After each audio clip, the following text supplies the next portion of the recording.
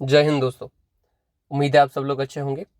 आज हम vision ice monthly magazine के जून मंथ के इकोनॉमी सेक्शन को कवर करेंगे। अर्लियर हमने पॉलिटी एंड आईआर कर लिया है, उसके वीडियोस चैनल पे अवेलेबल हैं। चलिए शुरू करते हैं।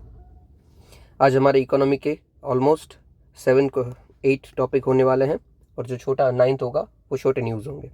ओके, तो सबसे पहले हमारी न्यूज़ है प्रायोरिटी सेक्टर लैंडिंग को लेके। ये देखिए, तो जैसे कि नाम है उसी से मतलब है इसका प्रायोरिटी सेक्टर। अभी यहाँ पे सबसे पहला वर्ड है लैंडिंग। लैंडिंग मतलब किसी भी चीज़ को उधार देना, पैसे को उधार देना, ठीक है। और इसमें से भी प्रायोरिटी सेक्टर कि किस सेक्टर को ज़्यादा पैसे की ज़रूरत है उसको आप प्रायोरिटी में रखिए। वैसे हमने कुछ कुछ सेक्टर्स आइडेंटिफाई किए हैं जिसको हम प्रायोरिटी देते हैं ओवर अदर्स, जैसे कि agriculture, MSME, export, education, housing, solid infrastructure, renewable energy and others. ये डिसाइड कौन करता है कि कौन से सेक्टर प्रायोरिटी सेक्टर होंगे? तो government plus RBI. Okay, so government and RBI considers important for development of country are given priority over other sector। ठीक है, अदर सेक्टर के ऊपर जिसको प्रायोरिटी मिल रही है वो प्राइवेट सेक्टर और ऐसे सेक्टर को लैंडिंग। ओके, ये हमने क्यों बनाया हुआ है? तो भाई कोई वल्नरेबल सेक्शन ऑफ सोसाइटी है और जो अंडर डेवलप्ड एरिया है उसको क्रेडिट मिल सके उसके लिए, और जो निश्चित बैंक का कोई पोर्शन है वो हमेशा ये प्रायोरिटी सेक्टर को मिल जा रहा है, इसीलिए। ओके, अरे ये कब हमने फॉर्मलाइज किया था? तो 1972 में फॉर्मलाइज किया था। इसके रिलेटेड 2 कमेटी भी इंपॉर्टेंट है, एक है गदगिल कमेटी और दूसरी घोष कमेटी। दोनों ने प्रायोरिटी सेक्टर की बात की है और थोड़ी सूची गाइडलाइंस को रिवाइज किया है। That's it. चलो आगे देखते हैं कि न्यूज़ में क्यों था भाई ये। तो जो पीएसएल नॉर्म्स हैं उसको थोड़ा सा रिवाइज किया हमने, इसलिए न्यूज़ में था। क्या था भाई कि इंसेंटिव फ्रेमवर्क है उसको और थोड़ा इन्हेंस करेंगे और प्रायोरिटी के बेस पे रखेंगे कि जहाँ पे लोन दी जा रही है उसमें भी कौन से डिस्ट्रिक्ट में कम लोन दी जा रही है, कौन से में ज़्यादा दी जा रही है, उसके मुताबिक हम वेटेज रखेंगे। फिर डिसइन्वेस्टमेंट फ्रेमवर्क है कि जहाँ पे बहुत ही ज़्यादा लोन की अवेलेबिलिटी है वहाँ पे थोड़ा वेटेज को कम कर दो, जहाँ पे कम है वहाँ पे बढ़ा दो। फिर एमएसएमई जो लोन है, जो भी बैंक अगर एमएसएमई को लोन देती है वो सारी की सारी लोन पीएसएल के अंदर, एक सेकेंड, तो वो सारी की सारी लोन इसके अंदर काउंट हो जाएगी पीएसएल के अंदर। ओके, तो एमएसएमई को लोन किसी भी टाइप की दी जा रही है वो सारी लोन काउंट होगी प्रायोरिटी सेक्टर लैंडिंग के अंदर। ओके, अभी देखो नीड क्या है, हम क्यों ऐसा करते हैं। तो सबसे पहले रीजनल डिस्पेरिटीज़ है, हमें ये पता है। जैसे कि नॉर्थ ईस्ट साइड अगर आप जाओगे तो वहाँ पे क्रेडिट फ्लो काफ़ी कम है, काफ़ी उधार कम दिया जाता है, स्पेशली एमएसएमई सेक्टर को, एग्रीकल्चर सेक्टर को, तो दिक्कत है। जबकि आप वेस्टर्न बाजू आ जाओ, गुजरात महाराष्ट्र में तो ज़्यादा दिया जाता है, तो रीजनल डिस्पेरिटीज़ है। फिर lack of credit flow MSME के पास, कि एमएसएमई को ग्रो करना होता है पर पैसा ही उतना नहीं होता है और ना ही उसको उधार मिलता है इजीली। और मैन्युफैक्चरिंग इंडस्ट्री को भी हमें प्रमोट करना है, तो ये मेन नीड है, मेन फोकस है, इसीलिए हम प्रायोरिटी सेक्टर पे बात करते हैं। ओके, अभी देखो इतने में ख़त्म नहीं होता, ये जो सेक्टर है ये तो हमने बात की ही की, इसमें भी हम सब क्लासिफिकेशन करते हैं। काम का नहीं है, याद रखने की ज़रूरत नहीं है, बस देख लेना है। जैसे कि देख लीजिए एग्रीकल्चर है, तो एग्रीकल्चर में भी हमने सब क्लासीफाई किया है स्मॉल एंड मार्जिनल फार्मर्स। ये एग्रीकल्चर को प्रायोरिटी देनी ही है, बट उसमें भी अगर स्मॉल एंड मार्जिनल फार्मर्स है तो उसको पहले प्रायोरिटी देनी है। फिर डिस्ट्रेस फार्मर है, फिर एमएसएमई के अंदर आर्टिशन है, कॉटेज और विलेज एंड कॉटेज इंडस्ट्रीज़ है, फिर एससी एसटी के पीपल हैं और सेल्फ हेल्प ग्रुप है। इसको हम ज़्यादा प्रायोरिटी देंगे with in a priority sector also. ठीक है, अभी देख लीजिए इसका इम्पैक्ट क्या पड़ता है। अगर हम प्रायोरिटी सेक्टर लैंडिंग को और अच्छा करते हैं तो क्या इम्पैक्ट पड़ेगा? तो फाइनेंशियल इंक्लूजन आ जाएगा डेफिनेटली, कोने कोने तक आप क्रेडिट पहुंचा पाओगे। तो जिसको भी ग्रो करना है, पैसों की कमी की वजह से ऐसा ना हो कि उसे कोई रुकावट आ रही है, ठीक है। Credit reaches to small marginal farmer, woman, weaker section of society and support agriculture. Agriculture का क्रेडिट फ्लो बढ़ जाएगा तो एग्रीकल्चर भी बढ़ जाएगा डेफिनेटली। फिर प्रमोशन ऑफ एमएसएमई, एमएसएमई हमारे ग्रो कर जाएंगे, इससे जॉब आ जाएगी, एक्सपोर्ट भी बढ़ेगा और लोकल इकोनॉमी को बूस्ट मिलेगा। इनकम ऑगमेंटेशन, इवन एक केस स्टडी है यहाँ पे बताया हुआ है कि आंध्र प्रदेश में ये प्रायोरिटी सेक्टर लैंडिंग के हमने जब स्टार्ट किया तो जो बिजनेसेस थे उनकी इनकम में डेफिनेटली एक बाउंस हमें देखने को मिला। ओके, इश्यूज क्या क्या है भाई? तो देखिए हम जो जो बात कर रहे हैं स्मॉल मार्जिनल फार्मर्स, एमएसएमई, ये ऑलरेडी वल्नरेबल सेक्शन के पार्ट हैं। तो इसमें चांसेस हाई हो जाते हैं कि ये जो लोन हम दे रहे हैं, क्रेडिट दे रहे हैं, वो एनपीए हो जाएगा। एनपीए मतलब नॉन परफॉर्मिंग एसेट, समझ लीजिए जो बैंक लोन दे रही है वो उसका एसेट है ना, क्योंकि उनके ऊपर उसको इंटरेस्ट मिलने वाला है। और अगर ये कोई जिसने लोन लेने वाला है वो चुका नहीं पाता है तो ये एसेट परफॉर्म नहीं करेगा, नॉन परफॉर्मिंग हो जाएगा। तो इसके चांसेस बढ़ जाते हैं, क्योंकि वल्नरेबल सेक्शन है, पॉसिबिलिटी है कि किसी स्टार्टअप को दिया और वो स्टार्टअप ही डूब गया तो बैंक का पैसा डूब जाएगा, तो नॉन परफॉर्मिंग एसेट बढ़ सकते हैं। फिर कॉस्ट बढ़ सकती है बैंक की। आप सोच लीजिए आप खुद बैंक हो, ठीक है, बैंक को ऑपरेट कर रहे हो, आपको बोला जाता है कि आप 40% प्रायोरिटी को ही दो। आपको पता है कि अच्छे अच्छे और लेने वाले हैं पैसे जो ले सकते हैं, पर आप उसे दे नहीं सकते हो क्योंकि 40% हिस्सा आपको प्रायोरिटी को देना है, प्रायोरिटी सेक्टर को। तो इससे कॉस्ट आपकी बढ़ जाती है, एडमिनिस्ट्रेटिव और ट्रांजेक्शनल दोनों। अदर इश्यूज क्या है, लो बैंक प्रॉफिटेबिलिटी है, बैंक ऑलरेडी हमारे कम प्रॉफिट में चल रही है, और गवर्नमेंट का इंटरफेरेंस काफ़ी ज़्यादा है। तो ये इश्यूज है प्रायोरिटी सेक्टर के विद इन भी। ओके, तो हमने क्या बोला है कि क्या हम कर सकते हैं, वे फॉरवर्ड क्या है इसका भाई। तो माइक्रो फाइनेंस जो इंस्टीट्यूशंस है उसको और स्ट्रेंथन करो और बड़ा बनाओ, स्मॉल फाइनेंस बैंक जैसे स्टेप्स लो। और माइक्रो फाइनेंस मतलब जो फाइनेंस हम बड़े बड़े पैमाने पर उसमें छोटा आप कर दो कि लोकल लेवल पे कोई प्रोवाइड कर रहा है तो माइक्रो फाइनेंस हो गया, ठीक है। इससे आप कर पाओगे लास्ट माइल कनेक्टिविटी, मतलब एंड तक पहुंच पाओगे। फिर टेक्नोलॉजी का यूज़ करो कि मोबाइल ऐप के थ्रू ही आप लोन अप्रूवल करवा लो, क्रेडिट स्कोर सब पता कर लो, एक्सेट्रा, वो भी होता ही है। फिर create robust credit infrastructure and risk assessment tool, ताकि आपको पता भी चल पाए कि हम जिसको लोन दे रहे हैं क्या उसके अंदर कुछ रिस्क जुड़ा हुआ है। ये होता है ना, ये क्रेडिट रेटिंग एजेंसी करती है आपका क्रेडिट स्कोर देख के कि क्रेडिट स्कोर मोर देन 700 के आसपास है तो आपको इजीली लोन मिल जाएगा, बाकी नहीं मिलेगा। ओके, तो ये वे फॉरवर्ड हो गया। अभी देखो, अगर बैंक ऐसे सेक्टर को लोन देती है ना तो उनके बदले उनको मिलता है प्रायोरिटी सेक्टर लेंडिंग सर्टिफिकेट। इससे क्या फ़ायदा होगा, तो जो उनका टारगेट है उनको ये मेट करने में ये सर्टिफिकेट यूज़ कर पाएंगे कि देखो हमने ये मेट कर लिया है। फिर इधर देखते हैं कि कौन सी बैंक को कितना बोला गया है, हर एक बैंक को हमने अलग अलग बोला है तो किसको कितना बोला है। तो जो हमारी कॉमर्शियल बैंक है, एक्सिस बैंक, SBI एक्सेट्रा, और जो फॉरेन बैंक है, बाहर की बैंक है, और जिसकी 20 से ज़्यादा ब्रांचेस है, मतलब कॉमर्शियल एंड फॉरेन बैंक जिसकी 20 से कॉमर्शियल बैंक सारी की सारी एंड फॉरेन बैंक जिसकी 20 से ज़्यादा ब्रांचेस है, उसको 40% of adjusted net bank credit देना है, मतलब इन शॉर्ट 40% PSL टारगेट है। फिर फॉरेन बैंक है जिसकी 20 से कम है बैंक, उसको भी सेम जो कॉमर्शियल बैंक के लिए बोला हुआ है वही का वही टारगेट देना है। अभी आप बोलोगे तो इसमें ही डाल देना था, नहीं ऐसा नहीं है, क्योंकि जो कॉमर्शियल सेक्टर है ना उसके जो टारगेट है वो हो सकता है वेरी हो, और जो फॉरेन बैंक विथ 20+ ब्रांचेस उसके भी वेरी हो। अभी के लिए एक है बट इन फ्यूचर वेरी हो सकते हैं, इसीलिए हमने लेस देन 20 वाली फॉरेन बैंक और कॉमर्शियल वाली का सेम रखा है कि इनका इनके जैसा ही रहेगा। फिर RRB है, रीजनल रूरल बैंक, उसको 75% हमने बोला है, और स्मॉल फाइनेंस बैंक है उनमें 75% PSL टारगेट है। ओके, बस इतना ही मेनली याद रखना। ये जो नीचे दिया हुआ है वो इतना इंपॉर्टेंट है नहीं, क्योंकि इतना आप कायदे से याद कर भी नहीं पाओगे, इतना पॉसिबल मतलब है भी नहीं काम का। ऐसे ही हम देख ले तो भाई 18% एग्रीकल्चर को बोला है, माइक्रो एंटरप्राइजेस को 7.5%, वीकर सेक्शन को 12% जितना। Okay, foreign bank less than में कोई है ही नहीं, नॉट एप्लीकेबल, बस यही आपको ध्यान देना है।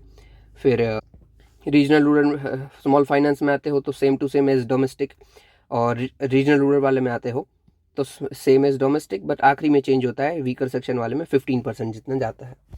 ठीक है, इतना काम का ये है नहीं, पर फिर भी देख लिया हो तो अच्छी बात है। चलिए, अभी जो मैंने बोला कि 40% 20% ये सब है क्या, एडजस्टेड नेट बैंक क्रेडिट के ऊपर देना है। वो क्या होता है, तो हम बैंक जितना भी उधार देती है टोटल, ठीक है, समझ लीजिए बैंक ने 100 रुपया दिया हुआ है, ये हो गया टोटल क्रेडिट। अभी नेट बैंक क्रेडिट क्या हो गया, ये हो गया ग्रॉस क्रेडिट, ठीक है, ग्रॉस। अभी इसके अंदर भी बैंक ने अगर नॉन SLR बॉन्ड में इन्वेस्ट करके रखा है, नॉन SLR मतलब SLR कोटा होता है, ठीक है, कि इतना आपको बैंक को इतना हिस्सा अपना इन्वेस्ट कहीं पे करके रखना है, क्योंकि अगर कोई दिक्कत वाली सिचुएशन आ जाती है कोविड जैसी तो उनको बैंक चलाने में कोई दिक्कत ना हो। अभी नॉन SLR की मतलब SLR में तो रखा ही रखा है, इसके अलावा और एक्स्ट्रा में रखा हुआ है, वो है नॉन SLR, उसको भी हम प्लस कर लेंगे। मतलब ये 100 प्लस, समझ लीजिए नॉन SLR में अपना 100 था, उसको भी 100 प्लस कर लो, 200 हो गया। अब इस 200 का 40% हमें रखना है, ठीक है, ये हो गया एडजस्टेड नेट बैंक क्रेडिट। ठीक है, ओके, आई होप आपको समझ आ गया, क्योंकि इस आर्टिकल में इतना कुछ खास था नहीं। नेक्स्ट देखते हैं। दूसरा है हमारा फिनफ्लुएंसर। अपने इन्फ्लुएंसर तो ये हमने शॉर्ट न्यूज़ में भी वैसे देखा था, मतलब डेली वाली न्यूज़ में। आपने इन्फ्लुएंसर तो देखा ही होगा कि ऑनलाइन अभी जो सोशल मीडिया में बड़े बड़े लोग चल रहे हैं कि भाई मैं ये करता हूँ, ऐसे करता हूँ, इन्फ्लुएंस करते हैं एक दूसरे को। हालांकि अभी डिपेंड्स की कंटेंट कैसा है। वैसे ही फाइनेंशियल इन्फ्लुएंसर भी होते हैं जो आपको ये सिखाते हैं कि कहाँ पे कैसा पैसा रोकना चाहिए, कौन से ट्रेडिंग करो, इन्वेस्टमेंट का करो। इन शॉर्ट जो फाइनेंशियली आपको इन्फ्लुएंस कर रहे हैं, आपको कुछ चीज़ सिखा रहे हैं, वो है फिनफ्लुएंसर, फाइनेंशियल इन्फ्लुएंसर। ठीक है। रिसेंटली सेबी ने क्या किया था, तो ऐसे जो भी अनरजिस्टर्ड फाइनेंशियल इन्फ्लुएंसर्स है उसको प्रोहिबिट किया था बहुत सारी जगह से। क्योंकि क्या होता था कि जो बहुत फेमस है, समझ लीजिए जिसके 10-20 मिलियन सब्सक्राइबर है, नाम तो रहने दो, उन्होंने बहुत सारे लोगों को प्रमोट किया था कि आप ये शेयर ले लो। और इससे वो कर क्या रहे थे कि आर्टिफिशियली उस शेयर के प्राइजेस को बढ़ा रहे थे। और फिर जैसे ही वो शेयर बढ़ जाता है वो खुद निकाल लेते थे पैसा, और इससे पब्लिक का नुकसान हो जा रहा था। ये सेबी ने आइडेंटिफाई किया और ऐसे बहुत सारे इन्फ्लुएंसर्स को बैन कर दिया। बस इसीलिए ये न्यूज़ में था। ठीक है। तो इन्फ्लुएंसर की डेफिनेशन आपको पता चल गई। A person who gives information and advises to investor on financial topics, usually on stock market, trading and investment. Okay. Reason क्या है भाई, ये क्यों राइज किया आपको पता है भाई? हर आप इंस्टा घुमाओ या यूट्यूब, हर दूसरा ये फाइनेंशियल इन्फ्लुएंसर होता है। क्यों होते हैं भाई, क्या रीज़न है इसका बढ़ने का? तो सबसे पहले लैक ऑफ फाइनेंशियल लिटरेसी। जो हमारी पब्लिक है उनको ये पता ही नहीं है कि कैसे पैसों का यूज़ करना, इसलिए वो ऐसे लोगों को फॉलो करते हैं कि हाँ भाई ये हम करते हैं। ऐसे बोल रहे हैं कि हमारे इंडिया में as of 2019 survey 27% financial literacy है। मतलब सोचिए 73% ख़त्म नहीं है, तो लो लिटरेसी रेट है हमारे यहाँ पे। ठीक है। फिर रिटेल इन्वेस्टर है वो काफ़ी ज़्यादा बढ़ चुके हैं। रिटेल मतलब हमारे जैसे चालू चालू जो बड़े होते हैं, वो जो 1000-2000 यूज़ करेंगे वो वाले रिटेलर्स, और जो बड़े बड़े 1000 करोड़ 2000 करोड़ वो बड़े इन्वेस्टर हो गए, हम रिटेलर्स हैं। तो ये काफ़ी ज़्यादा बढ़ चुके हैं। ये सेबी का डेटा है कि 2020-21 के दौरान ये 45% तक राइज कर दिया है। ओके। इवन अभी तो और भी ज़्यादा बढ़ रहे हैं लगातार। आगे, exponential increase in number of investor का भी नंबर बहुत ही ज़्यादा बढ़ता जा रहा है। इवन 2021 में, ये पुराना ही डेटा है फिर भी, 15 लाख नए क्लाइंट ने रजिस्टर किया था। It's huge right. अभी तो और भी ज़्यादा बढ़ गया है। फिर टेक्नोलॉजिकल एडवांसमेंट हो गया है कि आप मोबाइल से ही सब इन्वेस्ट कर सकते हो, ग्रो और ज़ीरोधा से ऐप से, तो डेफिनेटली बढ़ जाएगा राइट। तो क्या राइज है इन्फ्लुएंसर का बढ़ने का? पब्लिक ही है मेनली, क्योंकि पब्लिक के पास लिटरेसी नहीं है।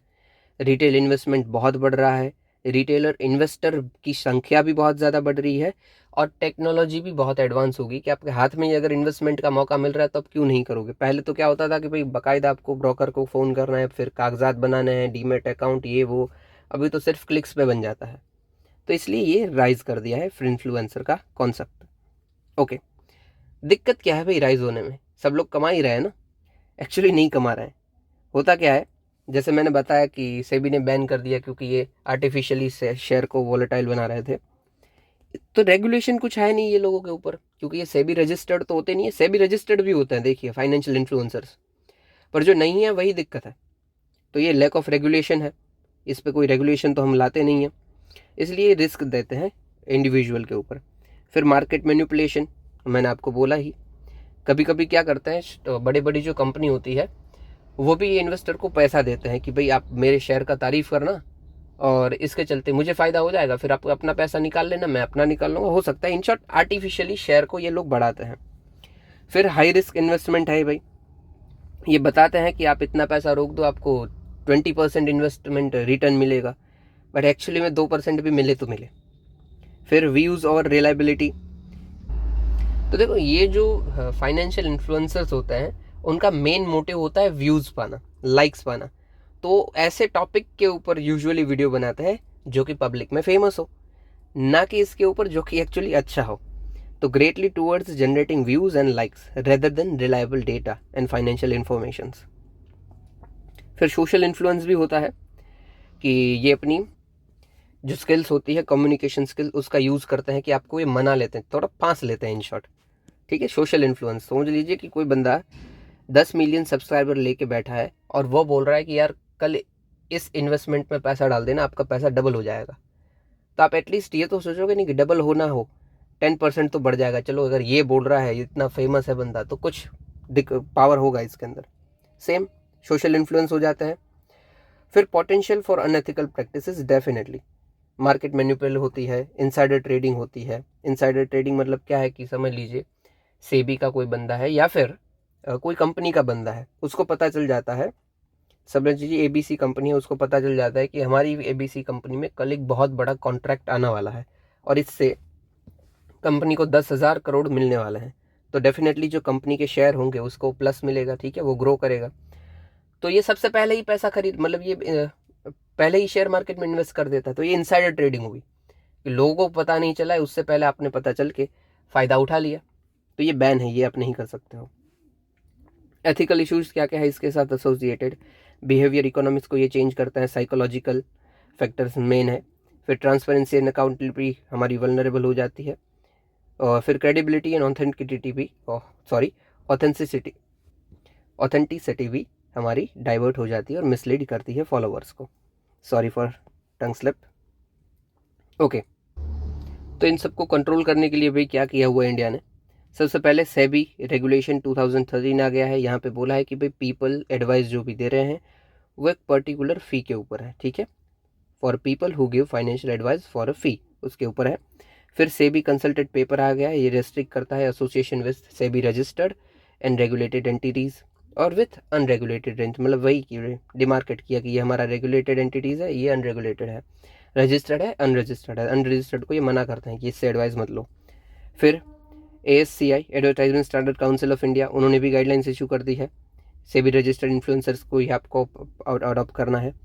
और फिर सेम यूट्यूब और ASCI भी क्या करते हैं कि आपने अगर पेड प्रमोशन है, मतलब आपने किसी से पैसा लिया है और आप फिर उसकी बात कर रहे हो, तो आपको उधर लिखना है पेड प्रमोशन। आप ध्यान देखना, अगर कहीं पे आप वीडियो देखो ना, ये अगर वीडियो चल रहा है यहाँ पे लिखा हुआ आता है पेड प्रमोशन, कोई प्रोडक्ट हो या फिर कुछ भी हो। तो ये सब थोड़े से रेगुलेशन है। वे फॉरवर्ड क्या है भाई, क्या है, क्या हम आगे कर सकते हैं? तो सबसे पहले क्लियर डिफिनीशन लेके आओ भाई इन्फ्लुएंसर्स की, और इसको भी आप स्ट्रीमलाइन करो कि भाई जो इन्वेस्टमेंट की एडवाइस दे रहे हैं वो क्या है, जो यूजुअली एडवाइस दे रहे हैं वो क्या है, आपको सिखाते हैं।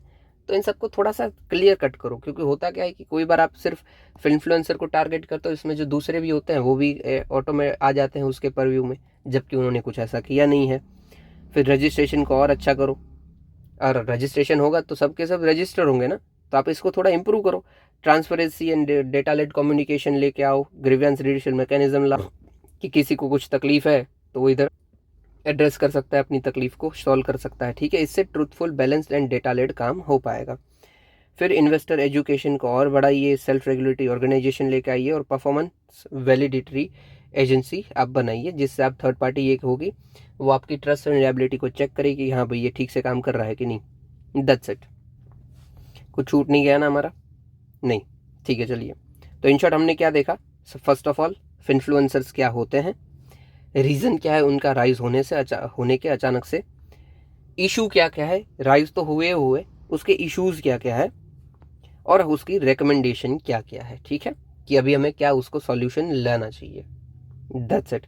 अभी देखो यहाँ पे फ़ायदा नहीं लिखा हुआ है कि वह हमें इससे फ़ायदा क्या हो रहा है, एडवांटेज क्या हो रहा है। तो एडवांटेज में आप लिख सकते हो कि लिटरेसी प्रोवाइड होती है जनरल पब्लिक को, फिर इन्वेस्टमेंट में आपको एक एडवाइस मिल जाती है, तो आपका इन्वेस्टमेंट रिस्क कम हो जाता है, फिर फाइनेंशियल इंक्लूजन हो जाता है लोगों का, और क्या आप लिख सकते हो, तो ये भाई स्टॉक मार्केट में रेजिलियंस प्रोवाइड करते हैं फ्रॉम ग्लोबल स्टॉक्स। जैसे कि पहले क्या होता था कि FII, फॉरेन इंस्टीट्यूशनल इन्वेस्टर, मतलब बाहर के लोग जो पैसा अपने इंडिया में इन्वेस्ट कर रहे हैं, वो अगर चले जाते थे ना तो इंडिया की स्टॉक मार्केट क्रैश हो जाती थी। बट अभी ऐसा नहीं होता है, क्योंकि इंडिया के खुद इतने इन्वेस्टर हैं कि वो स्टॉक मार्केट को मजबूत बनाए रखते हैं।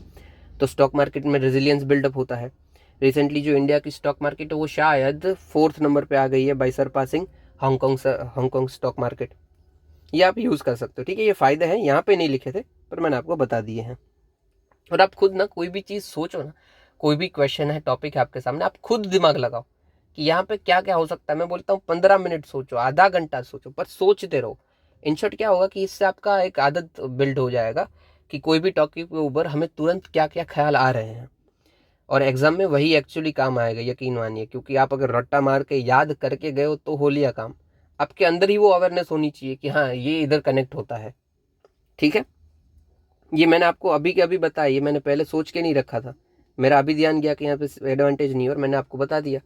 आप प्रैक्टिस करोगे आपको खुद आ जाएगा, क्योंकि वहाँ पे 7 मिनट है और 7 मिनट में आपको एक आंसर लिखना है, तो ये ज़रूरी होगा कि आपका दिमाग फास्ट चले। ओके, ये छोटी सी एक्स्ट्रा न्यूज़ है कि ग्लोबली क्या रेगुलेशन किए हैं फिनफ्लुएंसर के ऊपर। तो भाई ऑस्ट्रेलिया 5 साल की जेल देता है अगर आप विदाउट लाइसेंस एडवाइस देते हो। न्यूजीलैंड कोड ऑफ बिहेवियर उन्होंने इशू करके रखा है स्पेशली लाइसेंस के अकॉर्डिंग। सिंगापुर चाइनीज़ ने गाइडलाइंस इशू कर करके, देखो डेफिनेटली सिंगापुर और चाइना ऐसा नहीं करेंगे क्योंकि ये हब है इन्वेस्टर्स का, तो वो ज़्यादा स्ट्रिक्ट गाइडलाइंस नहीं यूज़ करेंगे। ओके, नेक्स्ट न्यूज़ देखते हैं अभी। देखो न्यूज़ है ब्रिजिंग ग्लोबल वर्कफोर्स गैप। ठीक है, कि जो भी वर्कफोर्स में ग्लोबली गैप है उसको हम ब्रिज करेंगे कैसे। तो रिसेंटली रिपोर्ट आई है India employment outlook 2030 by ORF। उन्होंने बोला है कि पूरी ग्लोबली जितनी भी जॉब है उसमें से 25% के आसपास जो जॉब होगी नेक्स्ट डिकेड में वो इंडिया से आएगी। ठीक है, मतलब जो वर्कर होंगे वो इंडिया से आएंगे। ओके, ऐसा क्यों बोला है भाई, क्या क्या है चीज़ें देख लेते हैं। देखो ये इंपॉर्टेंट टॉपिक है, हल्का सा इंपॉर्टेंट है, ध्यान से देना है। वो इन्फ्लुएंसर तो प्रीलिम्स की वाला है थोड़ा सा, बट ठीक है आ सकता है, ऐसा मत समझ पकड़ के रखना यार। सबसे पहले ग्लोबल लेबर मार्केट के सिनारियो क्या है भाई। तो जो वर्किंग एज पॉपुलेशन है वो कॉन्स्टेंटली डिक्लाइन करती जा रही है। ठीक है, कि जो वर्किंग एज पॉपुलेशन की बात करते हैं वो क्या होती है भाई, तो 15 साल से बड़ा बंदा और 65 ईयर्स से छोटे, तो ये आते हैं वर्किंग एज ग्रुप के अंदर। क्योंकि हमने 14 साल के तो बैन करके रखा है, तो 15 से 64 के अंदर वर्किंग एज पॉपुलेशन है, ये कॉन्स्टेंटली डिक्लाइन कर रही है। ठीक है, ग्लोबली तो डेफिनेटली इसका हमें फ़ायदा मिलेगा ना इंडिया, ये बाद में देखेंगे चलो। तो ये डिक्लाइन कर रही है, तो सबसे पहले ये कंसर्न है। फिर जो एजिंग पॉपुलेशन मतलब 65 से ज़्यादा वो राइज कर रही है। हाई इनकम कंट्रीज़ में बोला जा रहा है कि 100 मिलियन जितने एल्डरली पॉपुलेशन हो जाएगी, और जो वर्किंग एज पॉपुलेशन थी वो 92 मिलियन से कम हो जाएगी। अब सोचिए 100 मिलियन के आसपास वर्किंग एज कम हो रही है और सेम 100 मिलियन एल्डरली पॉपुलेशन बढ़ रही है। फिर ग्लोबलाइज्ड जॉब मार्केट है, या अभी हर कोई दूसरा बंदा विदेशों में काम कर रहा होता है, तो जो मार्केट है वो ग्लोबलाइज्ड हो चुकी है। ठीक है, फिर शिफ्टिंग इंटरनेशनल ट्रेड्स, यस अभी जियोपॉलिटिकल टेंशन्स बहुत चल रहे हैं और जो कंट्रीज़ है वो फ्रेंड शोरिंग ज़्यादा कर रही है। फ्रेंड शोरिंग क्या होता है, तो जो अपनी लाइक माइंडेड कंट्री है, मतलब अच्छी कंट्री है जिसकी साथ अपनी बन रही है, उसी के साथ अपने इकोनॉमिक टाइज और पॉलिटिकल टाइज को और बढ़ा देना, तो यह है फ्रेंड शोरिंग। इससे क्या फ़ायदा होता है कि आपके जो अपोजिशन वाली कंट्री है उसके साथ अगर आपका इकोनॉमिक टाइज बहुत अच्छा है और आपके बीच में वॉर हो जाता है, तो फिर आप क्या करोगे, जो सेम हमारे साथ होता है। ठीक है, इंडिया चाइना वाली बात पे, कि हमारा बनता तो है नहीं पर इकोनॉमिकली हम एक दूसरे पे डिपेंडेंट है, तो हम इतना कुछ लड़ भी नहीं पाते हैं और ना ही अपने इश्यूज़ को इतना जल्दी सॉल्व कर पाते हैं। इसलिए फ्रेंड शोरिंग इंपॉर्टेंट है और अच्छा भी है, कोई दिक्कत है नहीं। तो ग्लोबल मार्केट सिनारियो में वर्किंग एज पॉपुलेशन डिक्लाइन होना, एजिंग पॉपुलेशन हाई होना, ग्लोबलाइज जॉब मार्केट का क्रिएशन होना और shifting international trade. Okay, India के पास क्या इसके एडवांटेजेस है। सबसे पहले जो हमारी वर्किंग एज पॉपुलेशन है वो बहुत ही हाई है। ठीक है, जैसे कि हमारी 1.4 बिलियन पॉपुलेशन है, उसमें से भी 65% वर्किंग एज पॉपुलेशन है, 15 to 64 ईयर्स के अंदर आते हैं। Excellent, even we are part of it, right. फिर ब्रीजिंग स्किल गैप है, तो हमारे पास भाई जो स्किल है, स्किल की जो कमी होती है उसको हम गैप फुलफिल कर रहे हैं national skill development corporation skill development mission के द्वारा। तो जो स्किल अगर हमें फॉरेन मार्केट में चाहिए उसको हम अभी प्रोवाइड कर देते हैं, तो यार एम्प्लॉयमेंट अच्छा आ जाएगा, राइट। फिर डुअल एडवांटेज है हमारे पास, क्योंकि ना सिर्फ हम एम्प्लॉयमेंट दे रहे हैं, हम कंजप्शन भी हमारा इतना ही है, क्योंकि हमारे देखो यंग पॉपुलेशन है हमारी, इंडिया का पूरा का मीन एज निकालते हो, मीडियन एज तो अराउंड 28.4 ईयर निकलता है। तो अभी इसी एज में आपका कंजप्शन भी बहुत हाई होता है। आप एम्प्लॉयमेंट तो देते ही देते हो पर आप कंज्यूम भी इतना करते हो। तो ये डुअल एडवांटेज है कि आपके पास मार्केट भी है और उस मार्केट में काम करने वाली वर्कफोर्स भी है, और प्रीवियस सक्सेस भी हमने ऑलरेडी आईटी और बीपीओ सेक्टर में बहुत अच्छा करके रखा है, राइट। आपको भी पता है कि हमारे बहुत सारे जो विदेशी बड़ी बड़ी कंपनियां हैं, whether it is Google, Twitter, Microsoft, इन सब के सीईओज इंडियन रहते हैं। चलिए, तो ये इंडिया के पास एडवांटेज है। ओके, इम्पैक्ट क्या होगा भाई लेबर की मोबिलिटी से? देखिए, हमेशा यहाँ ध्यान देना कि हमेशा इम्पैक्ट ना नेगेटिव नहीं होता है। इम्पैक्ट मतलब उसकी असर क्या होगी, तो ये पॉजिटिव भी हो सकती है, नेगेटिव भी हो सकती है। यहाँ पे जो इम्पैक्ट बोले हैं वो पॉजिटिव बोले हैं। ओके, अगर एग्जाम में आपको पूछा जाता है ना, तो आप आइडेंटिफाई कर लो कि समझ लीजिए ऐसा है कि क्लाइमेट चेंज और उसके इम्पैक्ट, तो वो डेफिनेटली नेगेटिव पूछे गए हैं आपको, क्योंकि क्लाइमेट चेंज का फायदा तो नहीं होगा। पर हाँ, आपको अगर आता है तो लिख के आओ भाई, बाकी होगा नहीं कायदे से। और जनरल कोई क्वेश्चन है वहां पे आप दोनों लिखोगे कि पॉजिटिव इम्पैक्ट्स, नेगेटिव इम्पैक्ट्स। इससे आपका आंसर हॉलिस्टिक बनेगा। हालांकि 2-3 पॉइंट कम लिख दो, पर लिखो दोनों। ओके, इधर देख लेते हैं लेबर मोबिलिटी में। सबसे पहले ग्लोबल प्रोडक्टिविटी इनहेंस हो जाएगी, क्योंकि आप माइग्रेंट्स को, एम्प्लॉयज़ को एक दूसरे के साथ कनेक्ट कर दोगे, कि उसकी नीड, इक्विटी और प्रोडक्टिविटी डेफिनेटली बढ़ जाएगी। फिर पॉवर्टी एलिवेशन हो जाएगा, क्योंकि ऐसा एक अनुमान है कि इसके चलते जो रिच कंट्रीज़ की इनकम है वो 6 to 15 टाइम्स राइज हो जाएगी। अगर ये राइज होगी तो डेफिनेटली पॉवर्टी भी खत्म होगी। मतलब कुछ हम उधर सॉल्यूशन लेके आ सकते हैं। फिर सोशल वेलफेयर, तो वही, अगर कोई बंदा बाहर काम कर रहा है तो वो रेमिटेंसेस भी भेजेगा ना अपनी कंट्री। मतलब समझ लीजिए कि मैं यहाँ से काम करने गया हूँ अमेरिका में। अमेरिका में मैं कमा रहा हूँ 10 लाख रुपए, तो मेरा उधर खर्चा 5 लाख है, तो 5 लाख मैं वापस घर पे भेजूंगा। तो ये वापस जो भेज रहा हूँ मैं इंडिया में, वो है रेमिटेंसेस। इंडिया वर्ल्ड की सबसे हाईएस्ट रेमिटेंसेस रिसीविंग कंट्री है। मोर देन 1 बिलियन हम क्रॉस कर चुके हैं। यहाँ ये रहा first country to surpass 100 billion mark. हम 100 बिलियन क्रॉस कर चुके हैं। आप सोचिए 100 बिलियन सिर्फ बाहर से आ रहे हैं। और फिर long term impact on India's labour market, definitely हमारा ये पॉजिटिव साइड आप देखें तो वही होगा कि हमारे स्किल डेवलप हो जाएगा। और जो इंडिया का पोटेंशियल है उसके भी हमें फ़ायदा उठा सकते हैं। एक दो नुकसान भी हो सकते हैं कि ब्रेन ड्रेन जैसी बातें हैं, कि हर कोई चाहेगा कि हम भी विदेश में जाएं। फिर जो हमारा हेल्थ केयर एंड कंस्ट्रक्शन है वो भी अफेक्ट कर सकता है। क्यों? क्योंकि होता क्या है, देखो, हेल्थ केयर के रिलेटेड जो इंडिया में लोग जुड़े हुए हैं, जैसे नर्सेज हैं और कोवर्कर्स हैं, उनको इतना पैसा मिलता नहीं है। सेम अगर वो बाहर चले जाते हैं, न्यूजीलैंड, कनाडा, अमेरिका, वहाँ पे नर्सेज की सैलरी बहुत हाई होती है। मतलब हमारी ही एक पहचान में उनकी तकरीबन 12 लाख रुपए है और वो नर्स है उधर। अब सोचिए, बहुत ही बड़ी बात है, राइट? और यहाँ पे एक नर्स क्या 12 लाख कभी कमा सकते हैं? नहीं। चलिए, तो इम्पैक्ट ऑफ लेबर प्रोडक्टिविटी ये हमें हो सकता है, ये हमने नेगेटिव देखा था, ये बाकी पॉजिटिव भी है। ओके, चैलेंजेस क्या क्या है हमारे पास भाई? ये लेबर मोबिलिटी इधर से उधर होगी तो क्या दिक्कत हो सकती? पेंडेमिक जैसी सिचुएशन है, आप सोचिए तो कितना राइज हो जाएगा। अभी मंकी पॉक्स चल रहा है, ठीक है, कोई बंदा अफ्रीका में काम कर रहा है, वो इन्फेक्ट हो गया मंकी पॉक्स से, उसे पता नहीं है, वो इंडिया आता है, इंडिया में वो कितनों को इन्फेक्ट कर देगा। तो कोविड-19 जैसे इम्पैक्ट हमें देखने को मिल सकते हैं। फिर एंटी इमिग्रेशन पॉलिसीज है बहुत देश की, इवन अमेरिका का भी H1B1 वीज़ा, ऑस्ट्रेलिया के भी मैकेनिज्म बहुत आई हैं वीज़ा के। चलो, तो इमिग्रेशन पॉलिसीज़ बहुत आई है और सेंटिमेंट्स भी है इंडिया के ऊपर। उधर इंडियंस जो होते हैं उनके ऊपर रेशियल डिस्क्रिमिनेशन होता है, इतना कुछ पब्लिक ध्यान देती नहीं है, ऊपर से डिस्क्रिमिनेशन करते हैं वो अलग से। इवन थोड़े टाइम पहले अमेरिका के बहुत वीडियोज़ वायरल हुए थे कि जहाँ पे अमेरिकन जो नेटिव हैं वो बता रहे थे कि भाई इंडियन आप हर जगह हो, ये वो, आपको ये आपने देखा ही होगा, ठीक है, गाली गलौज, लड़ाई झगड़े एक्सेट्रा। फिर कॉम्प्लेक्स प्रोसेसेस है कि आपको अगर उधर जाना है, समझ लीजिए कनाडा में ही जाना है, तो पहले आपको आइल्स की एग्जाम पास करनी पड़ेगी, आपको इंग्लिश अच्छा खासा आना चाहिए, फिर आप जा सकते हो।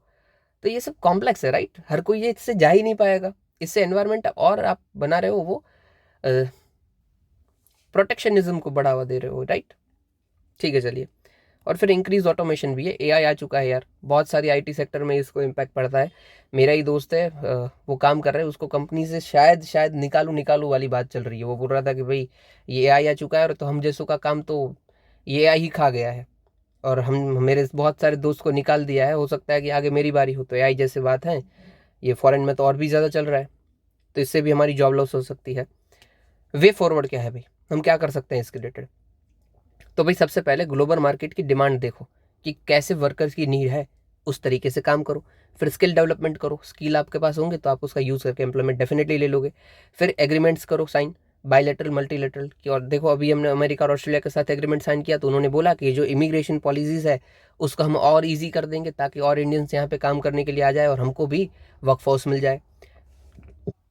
पब्लिक के अंदर भी अवेयरनेस लेके आ जाओ, जो जो नेगेटिव परसेप्शन है उसको हटा दो। क्योंकि देखो, एक नेगेटिव परसेप्शन बताता हूँ कि भाई हम मानते हैं कि सबसे ज़्यादा चलो मिडल ईस्ट में है इंडियन, पर फिर भी लोगों के मन में पर्सपेक्टिव है कि मिडल ईस्ट मतलब ऑथोरिटेरियन, वहाँ पे आप कुछ गलत किया आपको उड़ा दिया जाएगा, बट ऐसा होता नहीं है, ठीक है। तो ये नेगेटिव परसेप्शन है, उसको थोड़ा सा डील करो। फिर रिड्यूसिंग कॉस्ट, आपको बाहर जाना है उसकी कॉस्ट को कम करो, और वुमेन एम्पावरमेंट भी करो, क्योंकि जितनी भी वर्कफोर्स है उसमें से वुमेन का पार्टिसिपेशन सिर्फ 24% है ग्लोबली, तो इसको और हमें इनहेंस करना चाहिए, राइट। ओके, ये सब रिकमेंडेशन है। क्या क्या हमने इनिशिएटिव लिए हैं, तो स्किल डेवलपमेंट मिशन है, फिर प्रधानमंत्री कौशल विकास योजना है, ये सब देखो आपको हमेशा याद रखना है, कहीं पे भी आपको काम आ जाएगा। नेशनल एजुकेशन पॉलिसी हम लेके आए ताकि एजुकेशनली हम और अच्छे हों और ग्लोबली इनलाइन आ जाए हमारा एजुकेशन। माइग्रेशन एग्रीमेंट हमने बहुत सारी कंट्रीज़ के साथ साइन किए हैं, इटली, फ्रांस, जर्मनी जैसी। ओके, ये पूरा का पूरा हॉलिस्टिक आंसर है, देख लीजिए एक बार हम रिव्यू कर लेते हैं कि क्या हमने किया है। तो वर्कफोर्स से रिलेटेड बात थी।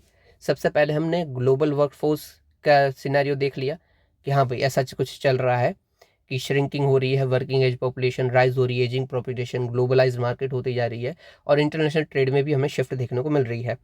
फिर इंडिया के पास क्या क्या ऑलरेडी अवेलेबल एडवांटेजेस है उसको हमने देखा, जैसे कि वर्किंग एज पॉपुलेशन का हाई होना, स्किल ऑलरेडी अवेलेबल होना, workforce as well as consumption market होना, और प्रीवियसली हमने आईटी बीपीओ में सक्सेस पाना।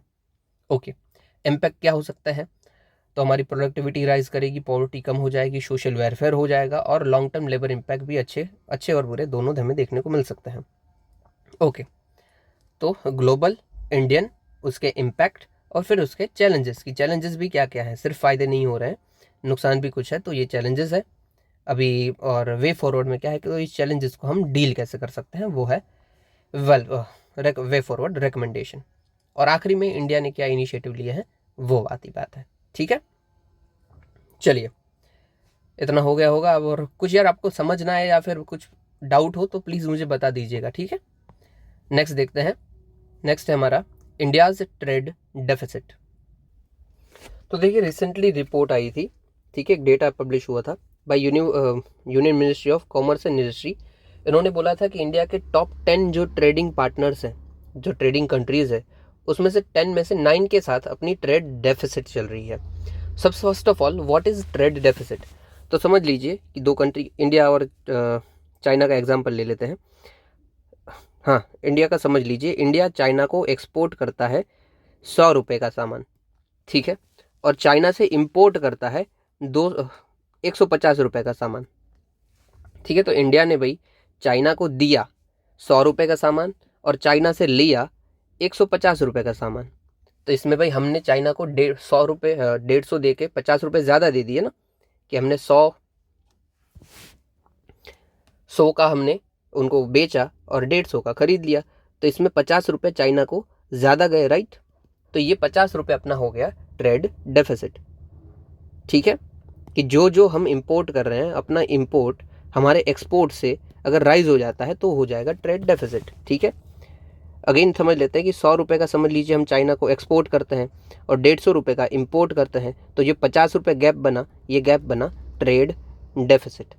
तो जो टॉप 10 हमारी कंट्रीज है जिसके साथ हम ट्रेड करते हैं, उसमें से 10 में से 9 के साथ हमारा ट्रेड डेफिसिट चल रहा है, वही बात बोली गई है, ठीक है। ट्रेड डेफिसिट की फॉर्मल डेफिनेशन क्या है, तो values of imports are more than of exports, that's it, ठीक है। किन किन के साथ हमारा भाई ट्रेड डेफिसिट चल रहा है, भाई इंडिया से लार्जेस्ट ट्रेडिंग पार्टनर में यूएसए के साथ तो अपना अच्छा चल रहा है, तो भाई ट्रेड डेफिसिट में है China, Russia, south Korea, Hong Kong, और सेम टाइम ट्रेड सरप्लस में है। सरप्लस में इसका उल्टा होता है कि हमने 150 रुपये का सामान दिया और 100 रुपये का लिया, तो ये 50 रुपये हमें ज़्यादा मिले, तो ये ट्रेड हो गया सरप्लस, ठीक है, उल्टा। तो ये USA, Netherland, UK, Belgium, Italy के साथ हमारा ट्रेड सरप्लस चल रहा है, इनके साथ ट्रेड डेफिसिट चल रहा है। ओके, ये क्यों भाई ट्रेड डेफिसिट हो रहा है हमारी इकोनॉमी में, और इसके नुकसान और फायदे क्या हो सकते हैं। सबसे पहले नेगेटिव इम्पैक्ट क्या क्या है, देखो यहाँ पे भी impact positive negative. Forex depletion होगा, क्योंकि हम जो भी ट्रेड करते हैं वो ट्रेड हम करते हैं डॉलर में, तो हमारे पास जो भी डॉलर पड़े हुए हैं वो हमारे फॉरेक्स रिजर्व है, और हम ज़्यादा से ज़्यादा अगर इंपोर्ट करते जा रहे हैं तो ये हम डॉलर दूसरी कंट्री को दे रहे हैं ना, तो इससे हमारा जो फॉरेक्स रिजर्व है वो डिप्लीट करता जाएगा, ठीक है, कम होता जाएगा लगातार। हालांकि हो नहीं रहा, हम थोड़ा सा स्टेबल है, हम अपनी मार्क फंडामेंटल्स अच्छे हैं इंडियन इकोनॉमी के, इसलिए दिक्कत नहीं हो रही है। बाकी दिक्कत हो जाती है, हमारा 1990s वाला बैलेंस ऑफ पेमेंट क्राइसिस, आपको पता ही है। फिर वाइडनिंग करंट अकाउंट डेफिसिट, जो हमारी करंट अकाउंट डेफिसिट है वो लगातार वाइड करती जा रही है, ठीक है। अभी ये करंट अकाउंट डेफिसिट क्या होता है, सबसे पहले ये देख लीजिए। तो देखो, कोई भी कंट्री के साथ हम अगर कोई ट्रेड कर रहे हैं, ठीक है, उसमें एक साल के अंदर, मतलब शॉर्ट टर्म है, एक साल के अंदर जितने भी इंपोर्ट एक्सपोर्ट हुए हैं उसको आप प्लस माइनस कर लो। मतलब सेम ट्रेड डेफिसिट अगर आपकी चल रही है, आपकी इंपोर्ट ज़्यादा है और एक्सपोर्ट कम है, तो आपका हो जाएगा करंट अकाउंट डेफिसिट। बट एक साल वाली बात ध्यान रखनी है, एक साल से ज़्यादा जो ऊपर जाएगा वो पार्ट हो जाएगा कैपिटल अकाउंट वाला, ठीक है। तो करंट अकाउंट डेफिसिट। चलिए आगे देखते हैं। फिर स्ट्रेटेजिक इम्प्लीकेशंस भी है कि हमारी ट्रेड डेफिसिट और बढ़ती जाएगी तो जो हमारे क्रिटिकल सेक्टर्स है उसको हम क्या करेंगे भाई। सेम ट्रेड डेफिसिट भी ज़रूरी है, मतलब ज़रूरी नहीं, हमारे लिए मैंडेटरी हो जाती है, क्योंकि हम जो क्रिटिकल सेक्टर है उनकी चीज़ों के लिए इंपोर्ट पे ही रिलायंट है पूरे के पूरे। जैसे कि समझ लीजिए कि हमें ईवी पे बढ़ावा देना है, कि भाई हम टारगेट रख रहे हैं कि 2013 तक हम 30% जो भी मार्केट में कार है वो ईवी होगी। इस ईवी के लिए हमें चाहिए होता है बैटरी, और बैटरी में लगती है लिथियम बैटरी, लिथियम यूज़ होता है। अभी इस लिथियम को हम एक्सपोर्ट करते हैं ज़्यादा से ज़्यादा चाइना और हांगकांग से, चाइना से मेजरली।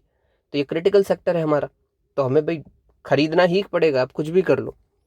पॉजिटिव इम्पैक्ट भी है अगर आप कैपिटल गुड का इंपोर्ट कर रहे हो तो। कैपिटल गुड्स क्या होता है कि समझ लीजिए मैं एक मशीन खरीद रहा हूँ जिससे मैं फर्दर कोई प्रोडक्ट बनाने वाला हूँ, ठीक है। समझ लीजिए कि एक सोडा मेकर मशीन मैं खरीद लगा हूँ बहुत बड़ा, जिससे बॉटल्स निकल के आएगी। ये मशीन खरीद से हुई, मैं सोडा यहाँ पे बना के बेचता हूँ, तो ये हो गया कैपिटल गुड, जिस गुड का फर्दर यूज होता है कोई और गुड बनाने के लिए, ठीक है।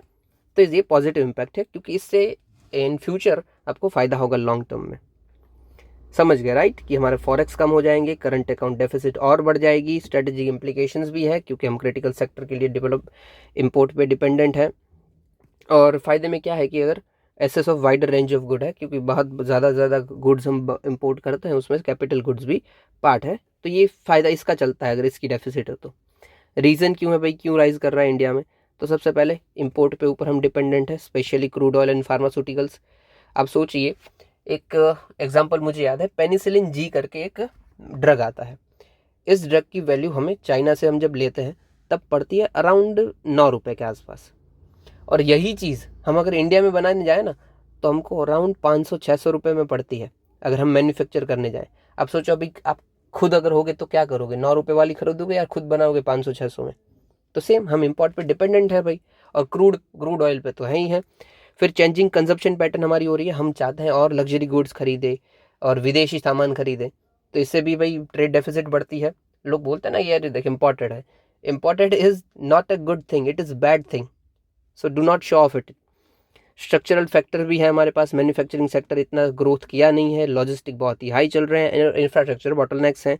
डोमेस्टिक पॉलिसीज़ भी हमारी है, जैसे कि इन्वर्टेड ड्यूटी स्ट्रक्चर है, एक्सपोर्ट ऑफ कमोडिटीज़ के ऊपर हम कुछ में बैन लगाए हुए हैं, और अदर्स में FTA का इतना यूटिलाइजेशन नहीं। समझा देता हूँ सबका सब, अभी छोड़िए। सबसे पहले इन्वर्टेड ड्यूटी स्ट्रक्चर हमारी डोमेस्टिक पॉलिसी में क्या होता है समझ लीजिए, एक एग्जाम्पल लेते हैं, ठीक है। कॉटन है, जो कॉटन का प्रोडक्शन होता है उसके ऊपर हमने टैक्स लगाया हुआ है 20%, ओके, कॉटन के ऊपर। अभी इसी कॉटन का यूज़ करते हुए अगर मैं कपड़े बनाता हूँ तो इस कपड़े के ऊपर हमने टैक्स लगाया है 5%।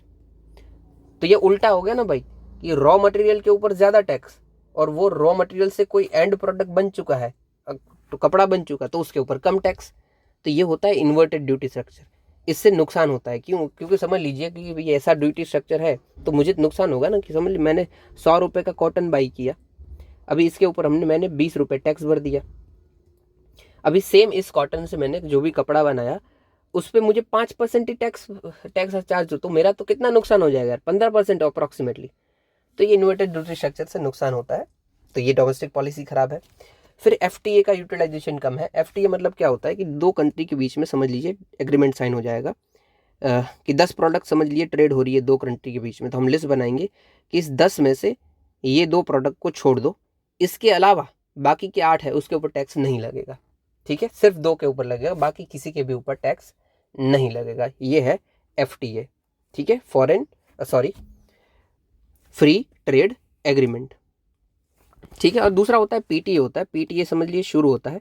PTA में क्या होता है कि 10 प्रोडक्ट ही हम मान लेते हैं, 10 में से 2 निकाल दो, ये 2 के ऊपर टैक्स नहीं लगेगा, बाकी जितने भी बचे हैं उसके ऊपर लगेगा। ठीक है, इसको हम ये लिस्ट करेंगे कि किसके ऊपर नहीं लगेगा। ओके, अभी एफटीए में जब हम आते हैं तब उसका उल्टा करते हैं, यही दो प्रोडक्ट मतलब कोई भी दो प्रोडक्ट निकालेंगे, इसमें बोलेंगे किसके ऊपर लगेगा, बाकी किसी के ऊपर नहीं लगेगा। समझ रहे हैं ना आप, कि यहाँ पे हम ये नोटिस कर रहे हैं कि किसके ऊपर नहीं लगेगा, यहाँ पे बोल रहे हैं कि सबके ऊपर नहीं लगेगा, बस ये साइड निकाल लो कि किसके ऊपर लगाना है। फिर हम आगे बढ़ते हैं तो हमारा आ जाता है कॉम्प्रिहेंसिव इकोनॉमिक पार्टनरशिप एग्रीमेंट, फिर पॉलिटिकल यूनियन बन जाता है यूरोपियन यूनियन के टाइप। ये उसके और आगे की बात है, ये उसके और अच्छे एग्रीमेंट्स होते हैं, उसके फर्दर इन्हेंसमेंट। ठीक है, तो ये छोटू सा न्यूज़ था, कवर हो गया। ठीक है, थोड़ी सी टर्म्स थी बस। चलिए नेक्स्ट न्यूज़ देखते हैं, एग्रीकल्चर एक्सटेंशन सिस्टम। तो सबसे पहले इसकी डेफिनेशन देख लेते हैं कि what is agriculture extension system. तो भाई जो भी रूरल प्रोड्यूसर है या फिर फार्मर है, उसको साइंटिफिक नॉलेज के थ्रू उनकी जो एग्रीकल्चर प्रैक्टिसेस है उसको और बढ़ा देना। इसमें हम क्या करेंगे, एजुकेशन, ट्रेनिंग एंड इन्फॉर्मेशन का यूज़ करेंगे। ठीक है, सिंपल, कि उनको बस अच्छे से और थोड़ा ट्रेनिंग प्रोवाइड करनी है और उनको बढ़ावा देना है, दैट्स इट। अभी ये जो हम करेंगे ये किसके थ्रू करेंगे, ये हम करेंगे कृषि सखी सर्टिफिकेट के थ्रू। ओके, इसमें ना हम जो ये मैं बोल रहा हूँ कि ट्रेनिंग प्रोवाइड करेंगे, साइंटिफिक नॉलेज देंगे, ये कौन देगा, ये देगा कृषि सखी। कृषि सखी क्या होगी, तो जो ऑलरेडी प्रैक्टिस कर रहे हैं, जो फार्मिंग के साथ जुड़े हुए हैं फार्मर्स, और जो ऑलरेडी पैरा एक्सटेंशन सर्विस के साथ प्रोफेशनल है, उसको हम और बढ़ावा देंगे कि आप और अच्छे से भाई काम करो, दैट्स इट। समझा देते हैं क्या है मेन फोकस इसका। कृषि सखी कन्वर्जेंस प्रोग्राम में जो वुमन है, जो कि कृषि सखी है, मतलब जो एग्रीकल्चर के साथ जुड़ी हुई है या फिर प्रोफेशनल वर्क के साथ जुड़ी हुई है एग्रीकल्चर के रिलेटेड, उसको हम बोलेंगे कि भाई ये एग्रीकल्चर एक्सटेंशन सिस्टम का पार्ट बनो, दैट्स इट। ठीक है, तो जो वुमेन है वो ये एग्रीकल्चर सिस्टम में और इसको बढ़ावा देगी, दैट्स इट। ओके, इसका एम क्या है भाई, ये कृषि सखी कन्वर्जेंस प्रोग्राम का मेन ये ministry of agriculture and farmer welfare में with ministry of rural development के साथ मिलकर लॉन्च किया था कृषि सखी कन्वर्जेंस प्रोग्राम। इसका एम है वो है रूरल वुमन को एम्पावरमेंट करना, कृषि सखी से रेट करके, मतलब कृषि सखी बनाना। इसका ये पार्ट है लखपति दीदी प्रोग्राम का, जिसमें हम 3 करोड़ लखपति दीदी बनाने का एम लिए हुए हैं, विच इज इसका एक डायमेंशन है कृषि सखी। इम्प्लीमेंटेशन क्या भाई, 12 स्टेट में होगा इन फेजेस वाइज।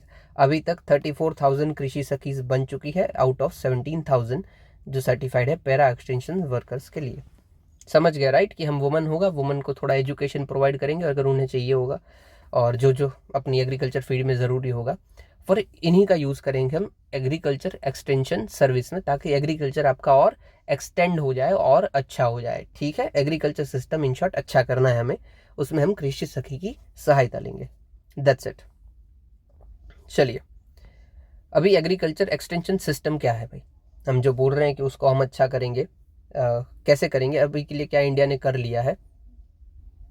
तो जो प्रेजेंटली तो भाई पब्लिक सेक्टर डोमिनेट करता है, led by ICAR, Indian council for agriculture research.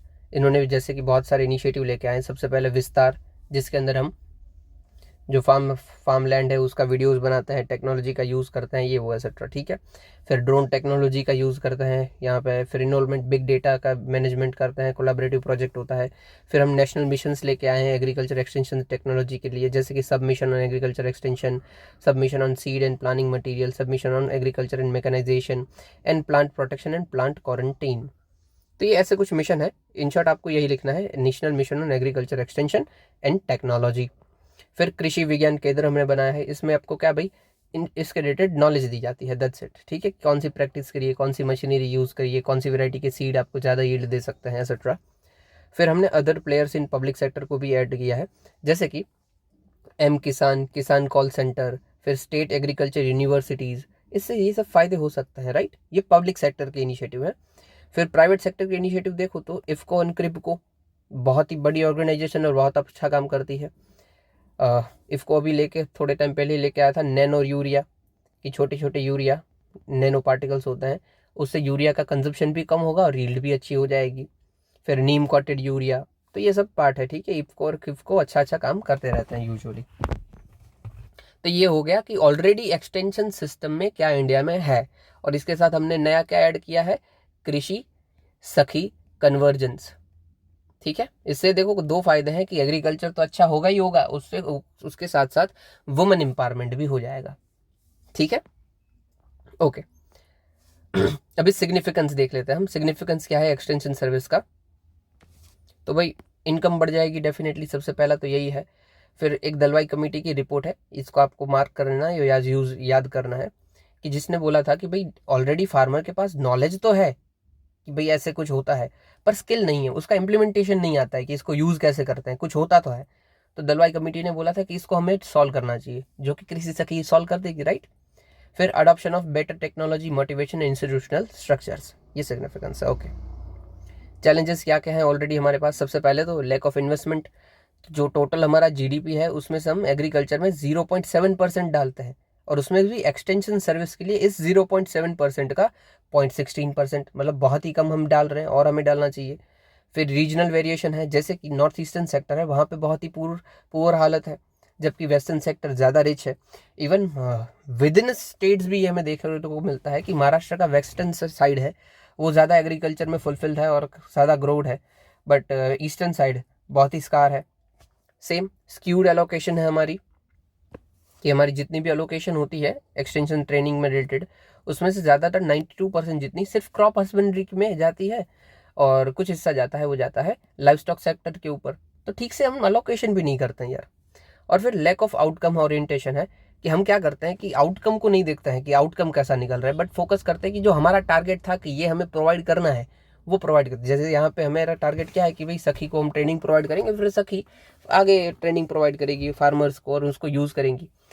आपने टारगेट तो बना लिया कि इतनों को प्रोवाइड करेंगे, फिर ये देखो कि उसका क्या एक्चुअली में आउटकम निकल रहा है, तो फायदा है ना।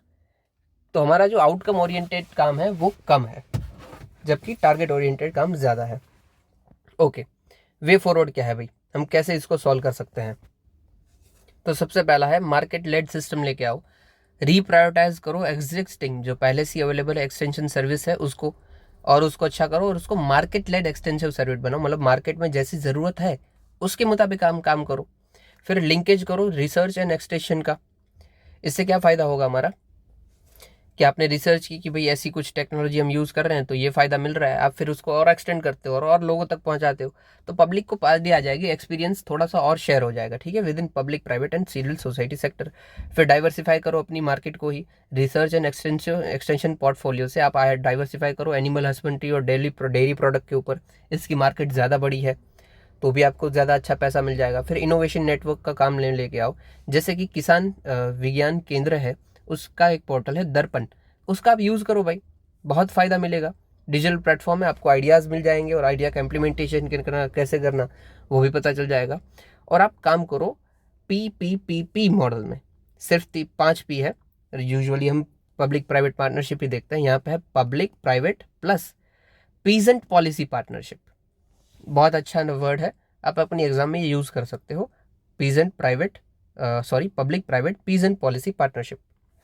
And then at last agri rural market को और डेवलप करो, उसका लॉजिस्टिक कॉस्ट को आप कम करके लेके आओ, उसकी जो प्रोड्यूस है प्राइस डिस्कवरी है उसको और थोड़ा सा स्ट्रीमलाइन करो। ठीक है, जनरल बातें हैं।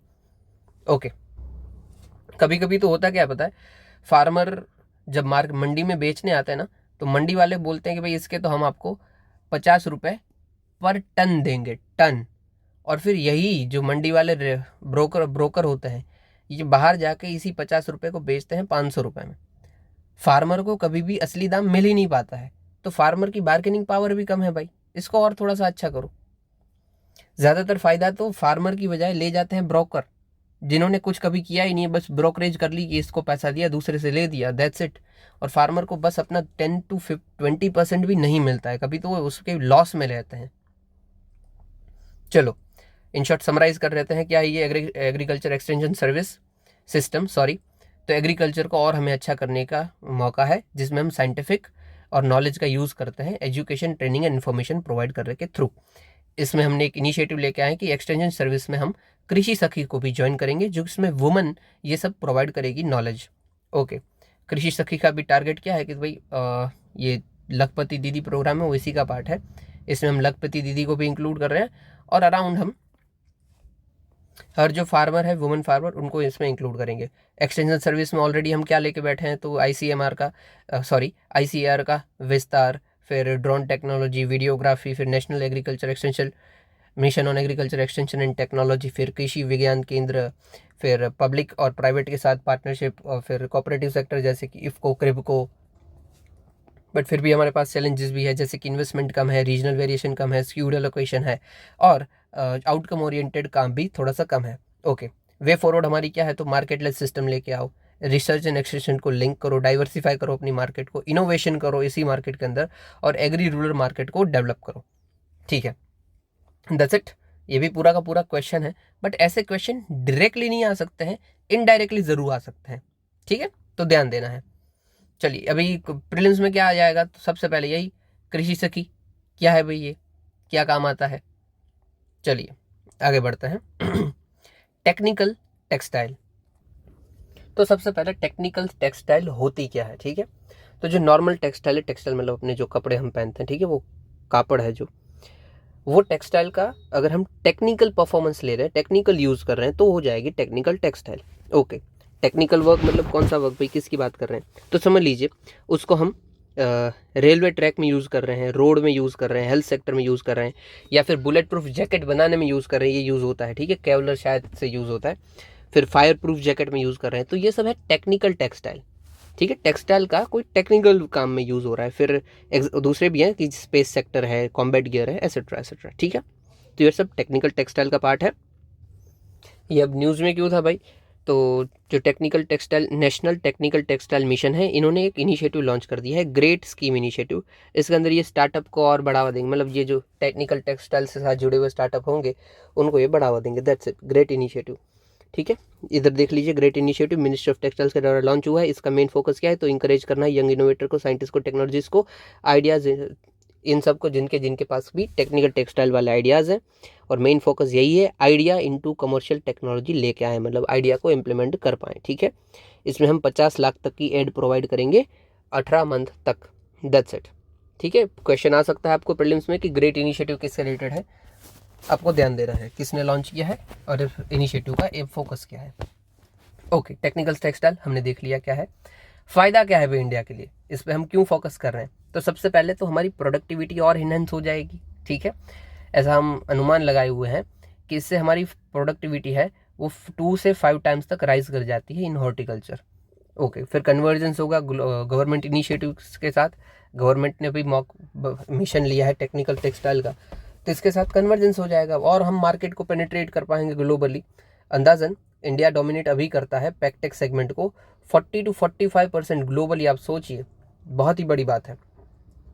फिर हाई ग्रोथ रेट है भाई, 5th लार्जेस्ट हम पूरे वर्ल्ड में ऑलरेडी हैं, और 21 बिलियन जितना हम ट्रेड करते हैं सिर्फ टेक्निकल टेक्सटाइल का। एक्सपोर्ट पोटेंशियल भी बहुत ही हाई है। हमने पिछले साल मतलब 2021 से 2022 तक 28% जितना ग्रोथ किया है। It's very huge, right. तो ये सब इंडिया का भी सिग्निफिकेंस है, इंडिया के अंदर ये पावर है, इसका हम यूज़ कर सकते हैं, इसलिए ये इंपॉर्टेंट है टेक्निकल टेक्सटाइल। क्यों इतना ये राइज कर रहा है, अचानक से क्या हो रहा है कि इतना तेज़ी से बढ़ रहा है, तो सबसे पहले डिमांड आ रही है ऐसे चीज़ों की, फिर स्टैंडर्ड्स एंड गाइडलाइंस बढ़ते जा रहे हैं जिसमें इंडिया फुलफिल कर रहा है, अवेलेबिलिटी ऑफ रॉ मटेरियल हमारे पास बहुत है, कॉटन ज़्यादा मात्रा में उगता ही है, फिर climate change and global warming बढ़ती जा रही है, और एडवांसमेंट भी बढ़ता जा रहा है मटेरियल साइंस के ऊपर, इसलिए ये ग्रोथ फैक्टर है हमारे। ओके, चैलेंजेस क्या क्या है हमारे पास इसी टेक्निकल टेक्सटाइल में, फ़ायदे तो देख लिए, सिग्निफिकेंस भी देख लिया। देखो बहुत ही जनरल से चैलेंजेस है कि भाई इम्पोर्ट डिपेंडेंसी है मशीनरी के ऊपर। मैंने बोला था ना कि जो मशीन होती है, आपको पता है हम जो इवन जो टेक्सटाइल में इंडस्ट्री में जो मशीन यूज़ करता है ना, ज़्यादातर मशीन्स, ये सारी मशीन चाइना के बिल्ड होती है। अब सोचिए हम अपनी प्रोडक्शन के लिए भी जो मशीन यूज़ कर रहे हैं वो चाइना से आता है, कितनी हद तक हम डिपेंडेंट है। तो import dependency for machinery high है हमारी। फिर लैक ऑफ अडोप्शन है, बहुत सारे लोगों को पता ही नहीं है कि टेक्निकल टेक्सटाइल का यूज़ करना कैसे है, मतलब इसके फ़ायदे क्या है, बेनिफिट क्या क्या मिलने वाले हैं। तो भाई हमारे इंडिया में इसका यूज़ नहीं होता इतना।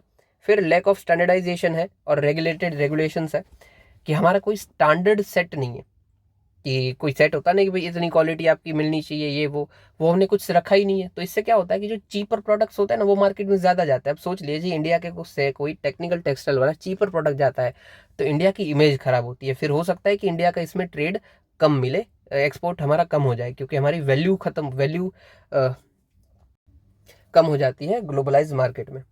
रिसेंटली क्या हुआ था, थोड़े टाइम पहले यूरोपियन जो मार्केट थी उन्होंने हमारे राइस को बैन कर दिया था कि यार आप हाइजीन नहीं रख रहे हो। आप सोचिए कितनी ही शर्म की बात है यार कि हाइजीन के चलते अपने प्रोडक्ट बैन हो जा रहे हैं, तो वो ठीक नहीं है। फिर एंटरप्रेन्योरशिप गैप है कि हमारे यहाँ पे जो आइडियाज़ होते हैं, स्किल्स होते हैं, उसको हम इजीली यूज़ नहीं कर पाते हैं, क्योंकि सबसे पहले तो इन्वेस्टमेंट नहीं होता है। अगर इन्वेस्टमेंट आपको मिल जाता है तो आप एक्सपांड कैसे करोगे, उसके आपके पास स्किल नहीं होते हैं। फिर रिसर्च एंड डेवलपमेंट के ऊपर हमारा फोकस इतना है नहीं, इसी हमें इनोवेशन में इतना स्टिफनेस का सामना करना पड़ता है। ओके, तो ये जनरल चैलेंजेस है, हर एक में यूजुअली ऐसे ही चैलेंज होते हैं। कोई भी आप सेक्टर पकड़ लो, ज़्यादातर यही दिक्कतें होती हैं। ओके, अभी गवर्नमेंट ने क्या क्या इनिशिएटिव लिए हैं इसको ठीक करने के लिए, तो हम डेफिनेटली नेशनल टेक्सटाइल मिशन लेके आए हैं, टेक्निकल टेक्सटाइल मिशन, इसी के अंदर तो ये हम लेके आए हैं ग्रेट इनिशिएटिव। ठीक है, ये हम 23 से 24 तक इम्प्लीमेंट करेंगे, मिनिस्ट्री ऑफ टेक्सटाइल्स द्वारा लेके आए हैं। इसके अंदर हम और क्या करें, तो PLI स्कीम लेके आए। PLI मतलब प्रोडक्शन लिंक इंसेंटिव स्कीम।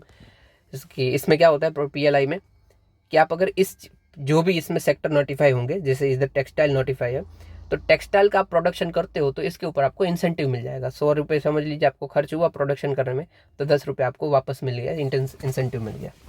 ठीक है, फिर PM मित्र हम लेके आए हैं। PM मित्र में हम क्या करेंगे, एक बड़े बड़े पार्क बना, मतलब जगह बनाएंगे, उधर सब कुछ होगा, मतलब उधर इंडस्ट्री है, उधर एक्सपोर्ट हब है, ऐसा सब बनाएंगे, एक की integrated textile reason and apparel parks. यहाँ पे इन शॉर्ट आपको सब कुछ मार्केट अवेलेबल हो जाती है, रॉ मटेरियल मिल जाता है, सब बाजू बाजू में है। तो ये है PM मित्र पार्क या फिर PM मित्र स्कीम।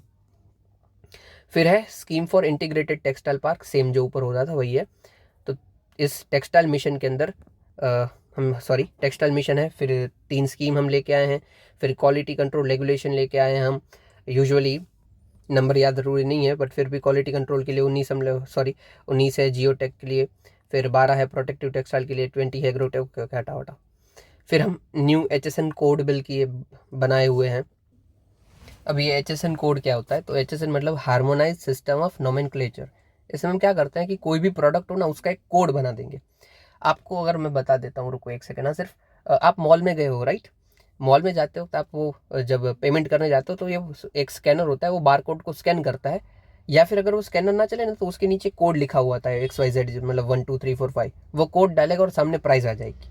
ठीक है, सेम टाइप का कुछ ऐसे HSN कोड होता है। इसमें क्या होता है कि अलग अलग कंट्री के बीच में कोई प्रोडक्ट ट्रांसफर हो रहा है, ठीक है, अभी उस प्रोडक्ट का 6 से 8 डिजिट तक का कोई कोड होगा, जैसे समझ लीजिए 1 2 3 4 5 6 8 6 तक रख लीजिए।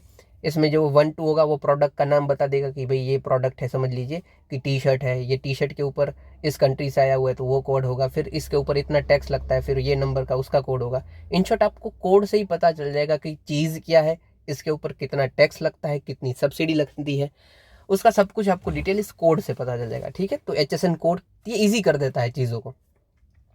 फिर स्टैंडर्ड्स इन टेक्निकल टेक्सटाइल हमने बनाया है, जैसे कि BIS ने 500 से ज़्यादा स्टैंडर्ड्स बना दिए हैं टेक्निकल टेक्सटाइल रिलेटेड।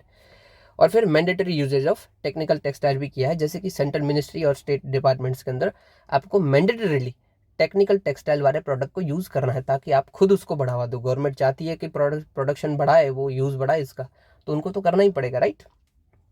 ठीक है, अभी रिकमेंडेशन क्या क्या है भाई, हमारी वे फॉरवर्ड क्या क्या है। तो सबसे पहले अवेयरनेस क्रिएट करो लोगों के अंदर, जिनको नहीं पता है कि इसका ये फ़ायदा है उसको पता चलाओ भाई। Solid infrastructure, educate people. फिर scaling education ecosystem, yes entrepreneurship develop करो, आप स्किल डेवलपमेंट करो ताकि वो खुद इसका बढ़ावा ले ले। फिर डेवलपमेंट करो इंडियन ब्रांड्स को। अब खुद सोचिए कपड़ों में आपको कौन सी इंडियन ब्रांड पता है जो कि फेमस है, एक भी नहीं, ऑलमोस्ट एक भी नहीं, ठीक है। और आपको अगर मैं विदेश की बोलूँ तो 50 आप बोल दोगे भाई ये भी फेमस है, ये भी फेमस है। हमारे यहाँ पे यूजुअली चीप ब्रांड फेमस हो जाती है जल्दी, बट ऐसी महंगी और स्टैंडर्ड ब्रांड नहीं फेमस होती, क्योंकि हम खुद नहीं करते हैं। हम जबकि US की ब्रांड को अच्छा समझते हैं, अपनी ब्रांड को बुरा समझते हैं, जबकि हमारे यहाँ से ही रॉ मटेरियल जाता है और US में बनता है, मतलब सेम प्रोडक्ट है, सिर्फ नाम उनका है। चलिए कोई बात नहीं। फैसिलिटेशन ऑफ PPP मॉडल, मतलब public private partnership and centre of excellence हमें करना है। सेंटर ऑफ एक्सीलेंस मतलब वही जहाँ पे आपकी कैपेसिटी बिल्ड करी जाती है, स्किल दिया जाता है और आपको इन शॉर्ट एक्सीलेंस प्रोवाइड किया जाता है। ठीक है, centre of excellence, the designing, market linkage, capacity building, testing, research, sustainable material, etcetera etcetera. Joint venture and technical textile के अंदर लाना है, पब्लिक और प्राइवेट को दोनों को जोड़ दीजिए आप। किसी को अगर पैसा चाहिए तो उसको इंक्यूबेटर के साथ जोड़ दीजिए, ऐसे सब। इन शॉर्ट जॉइंट वेंचर कीजिए तो उससे फ़ायदा मिलेगा, ठीक है। और इससे दूसरा क्या होगा कि कोई बंदा है उसकी डेवलपमेंट कॉस्ट कम हो जाएगी, दोनों के लिए विन विन सिचुएशन है। समझ लीजिए कि फॉरेन प्लेयर है कोई जो ऑलरेडी इसके साथ जुड़ा हुआ है, उसको इंडियन मार्केट में आप जोड़ लो, तो अभी फॉरेन प्लेयर को इंडियन मार्केट की कंज्यूमर मार्केट मिल जाएगी। बहुत, हम भाई 150 करोड़ लोग हैं, और उनके जो पैसा होगा वो हमें मिल जाएगा और स्किल्स होगा वो मिल जाएगा, तो इससे दोनों का फायदा होता है। और स्टार्टअप को प्रमोट करो भाई, स्टार्टअप बहुत ज़रूरी है, ठीक है। ओके, तो इतना ही है ये component of national textile mission. देख लेते हैं आउटले क्या बोला गया है। तो भाई 1000 करोड़ रिसर्च इनोवेशन डेवलपमेंट के लिए दिए हैं, 400 करोड़ एजुकेशन ट्रेनिंग के लिए दिए हैं, 500 करोड़ 50 करोड़ हमने प्रमोशन ऑफ मार्केट डेवलपमेंट और 10 करोड़ हमने एक्सपोर्ट प्रमोशन के लिए दिए हैं। ओके, ये जनरल आर्टिकल था, एक बार समराइज कर लेते हैं। तो टेक्निकल टेक्सटाइल के बारे में हमने सबसे पहले देखा कि क्या है, इसके अंदर क्या इनिशिएटिव हम लेके आए, नया ग्रेट इनिशिएटिव। फिर इसके सिग्निफिकेंस देखे कि क्या क्या फ़ायदे हो रहे हैं इंडिया के लिए। ग्रोथ फैक्टर्स देखे कि क्यों टेक्निकल टेक्सटाइल बढ़ रहा है। फिर हमने चैलेंजेस देखे हैं कि क्या क्या इसके हिंडर्सेस हैं, चैलेंजेस हैं। और आखिरी में हमने देखा कि गवर्नमेंट ने क्या क्या इनिशिएटिव ले लिए हैं, और रिकमेंडेशन को हर एक में ही है, ठीक है। मेनली आपको क्या हमेशा याद रखना है, तो जो इनिशिएटिव होता है ना, उसको हमेशा याद रखो, क्योंकि आप हर जगह इनिशिएटिव को यूज़ कर सकते हो। बाकी तो ये सब जनरल टॉपिक्स होते हैं, मतलब ये चैलेंजेस और सिग्निफिकेंस ये थोड़ा सा जनरल होता है, आपको बस एक दो डेटा पता है, दैट्स इट, आपका आंसर हो गया, उसमें कुछ ज़्यादा सोचना नहीं है, ठीक है। चलिए, अभी हमारा नेक्स्ट आर्टिकल है इंडियन रेलवे सेफ्टी। तो आपको पता ही है रिसेंटली जो रेलवे के एक्सीडेंट्स हैं वो काफ़ी बढ़ रहे हैं, इसीलिए ये आर्टिकल न्यूज़ में था। देखिए, सबसे पहले ट्रेंड्स देख लेते हैं कि क्या चल रहा है, ट्रेंड क्या है हमारा इसका। तो देखो 2000 में ये 400 के आसपास एक्सीडेंट्स हो रहे थे, फिर कम हुए, और 20-21 में ये एकदम ही कम हो गए थे। फिर अभी अभी हमें रिसेंटली हल्का सा बाउंस वरी से देखने को मिल रहा है, ठीक है, देख रहे हो ना, थोड़े थोड़े बढ़ रहे हैं, और इस साल तो और ज़्यादा बढ़ रहे हैं। अभी कारण बहुत सारे हैं, देखते हैं क्या क्या कारण है, ठीक है।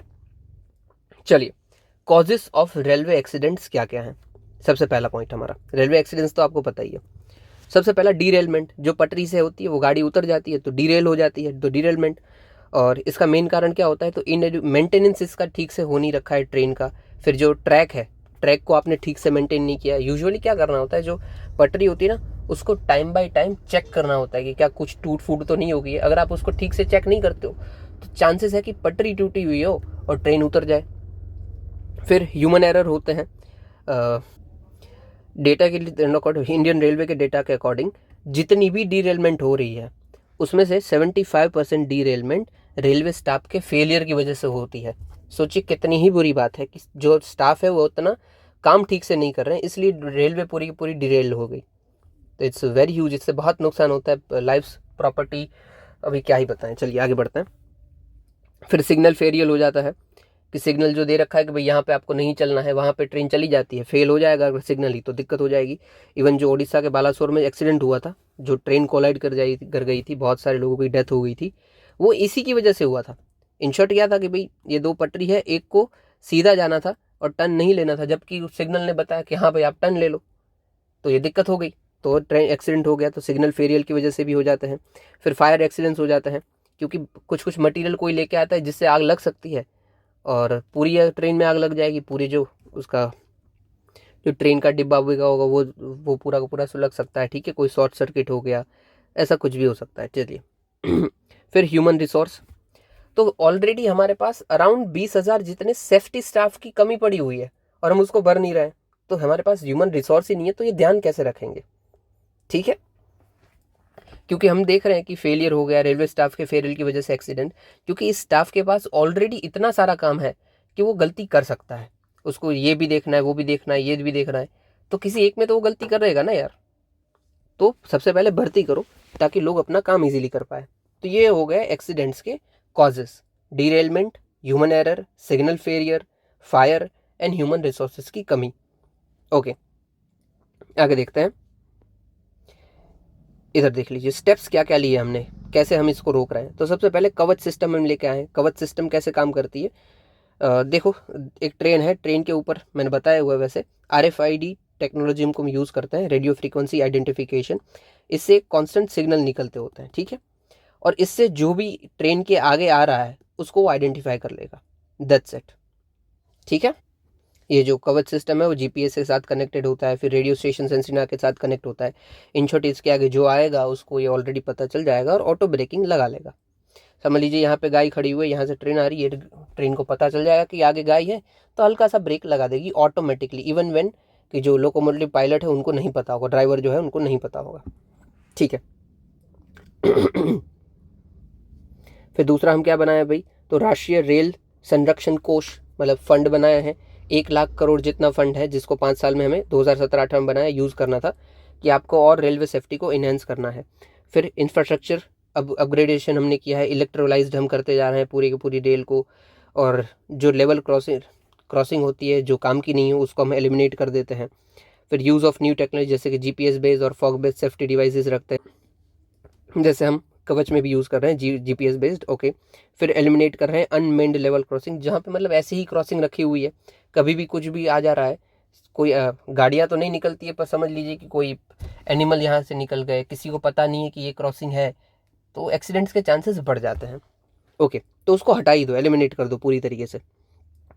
फिर safety information management system SIMS, ये हमने ज़्यादातर जगह पे इम्प्लीमेंट किया।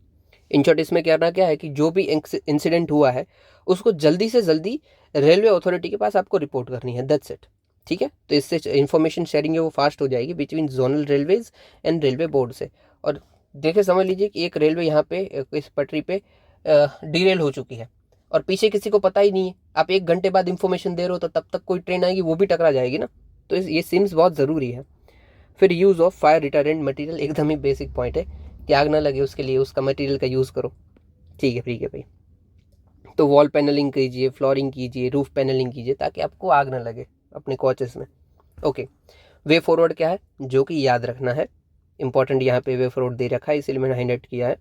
रेलवे सेफ्टी अथॉरिटी, ये काकोदकर कमेटी की रिपोर्ट थी, उन्होंने ही ये बोला था कि जो रेलवे सेफ्टी है वहाँ पे हमें फंडिंग को भी बढ़ाना चाहिए और उनको पावर भी और ज़्यादा देनी चाहिए ताकि और ये अच्छे से काम कर पाए। ठीक है, और अलग से एक बॉडी बनानी है हमें, रेलवे सेफ्टी अथॉरिटी। हालांकि देखो वैसे अभी उसकी ज़रूरत नहीं है क्योंकि ये हमने सारी पावर दे रखी है रेलवे बोर्ड को, सिमिलर काम हो गया, बट इसको और थोड़ा सा एम्पावर करो और थोड़ा सा पैसा दो। That's it. फिर हमारा ये डीरेल आउटकम फ्रेमवर्क आप बनाओ, सॉरी डिटेल आउटकम फ्रेमवर्क बनाओ। सीएजी की रिपोर्ट थी, उन्होंने ये भी था कि कितनी रेलवे डीरेल हो रही है, उसकी एक आप रिपोर्ट तैयार करो, फिर उसके अकॉर्डिंग काम करो कि हम कैसे इसको सॉल्व कर सकते हैं। ठीक है। फिर डेवलपमेंट करो एआई बेस्ड एप्लीकेशन, ये हर जगह चल जाता है यार कि एआई का यूज़ करते हुए आपका कोई भी एप्लीकेशन है उसको बनाओ और अच्छा आपका इंफ्रास्ट्रक्चर सेट करो, प्रिडिक्शन करो। ठीक है। फिर track safety tolerance, Khanna committee की रिपोर्ट थी, उन्होंने ये बताया था कि आप भाई रिसर्च करो डिज़ाइन स्टैंडर्ड ऑर्गेनाइजेशन के ऊपर, आरडीएसओ के ऊपर, और बता दो कि भाई इस ट्रैक पे ऊपर आपको मैक्सिमम इतनी स्पीड से गाड़ी चलानी, मतलब ट्रेन चलानी है, इसके ऊपर यहाँ पे ये आएगा, मतलब इन शॉर्ट डिटेल पूरा का पूरा लेके आओ ताकि रेलवे में सेफ्टी बनी रहे। फिर इम्प्लीमेंट बेस्ट प्रैक्टिसेस, जैसे कि मुंबई सब अर्बन जो रेलवे है वो इतनी अच्छी तरीके से सेट है कि वहाँ पे आपको एक्सीडेंट्स बहुत ही कम देखने को मिलते हैं, जबकि वो इतनी अच्छी भरी हुई होती है, बहुत ही ज़्यादा। तो उससे कुछ इंस्पिरेशन लेके आओ क्योंकि वो सक्सेसफुल मॉडल है। ओके, तो ये हमारी पूरी की पूरी न्यूज़ हो गई। देख लीजिए हमने क्या देखा है, तो सबसे पहले रेलवे एक्सीडेंट्स होते क्यों हैं, और दूसरा इंडिया ने क्या क्या स्टेप्स लिए हुए हैं उसको करने के लिए, और आखिरी में हमने देखा कि रिकमेंडेशन क्या है और हम क्या अच्छा कर सकते हैं। ओके, ग्लोबली क्या बेस्ट प्रैक्टिस चलती है, तो European train control system, UK का train protection and early warning system, Japan का ऑटोमेटिक ट्रेन कंट्रोल सिस्टम, ये सब ठीक है। जापान की, जर्मनी की बहुत ही अच्छी ट्रेन होती है। इवन जो हमारे यहाँ पे जो नई बन रही है सारी की सारी वंदे भारत एक्सेट्रा, वो सब जर्मनी और जापान से भी बेस्ट है। आपको अगर जानना हो कैसे, तो अश्विनी वैष्णव जी का वीडियो है उसको देख लेना, शायद टेक टॉक्स के ऊपर है। ओके, अभी हमारी आखिरी न्यूज़ है सबसे बड़ी, ऑफ शोर मिनरल्स इन इंडिया। देखो ये न्यूज़ में दम तो नहीं है बट फिर भी हमें करना है इतना। सबसे पहले देख लेते हैं ऑफशोर मिनरल्स क्या होते हैं, ऑफशोर माइनिंग क्या होती है। ऑफशोर माइनिंग मतलब देखो शोर ऑफ, ठीक है, समझ लीजिए ये समंदर है, ये उसका किनारा है और यहाँ पे पानी पानी है, तो ऑफशोर मतलब पानी के अंदर करना। ठीक है, ऑफ द शोर, यहाँ पे हम माइनिंग करेंगे वो हो जाएगी ऑफशोर माइनिंग। ठीक है, फिर ऑफशोर विंड फार्म, ये सब ऑफशोर मतलब पानी के अंदर करना, ज़मीन पे नहीं। ऑन शोर मतलब इसके ऊपर करना, दैट्स इट, ज़मीन के ऊपर। चलिए, तो ऑफशोर माइनिंग हमारे लिए काम की है क्योंकि इससे आप जो डीप सी बेड में जो भी मिनरल होते हैं उसको आप कैच कर पाओगे, ले पाओगे। That's it, at the depth of more than 200 metre. Okay, extension क्या है, तो इंडिया का एक्सक्लूसिव इकोनॉमिक जोन है और 2 मिलियन स्क्वायर किलोमीटर का वो सिग्निफिकेंट है ऑफशोर माइनिंग के लिए। ओके, एक्सक्लूसिव इकोनॉमिक जोन क्या होता है कि कोई भी कंट्री का 200 नॉटिकल माइल तक का एरिया उसका एक्सक्लूसिव इकोनॉमिक जोन हो जाता है।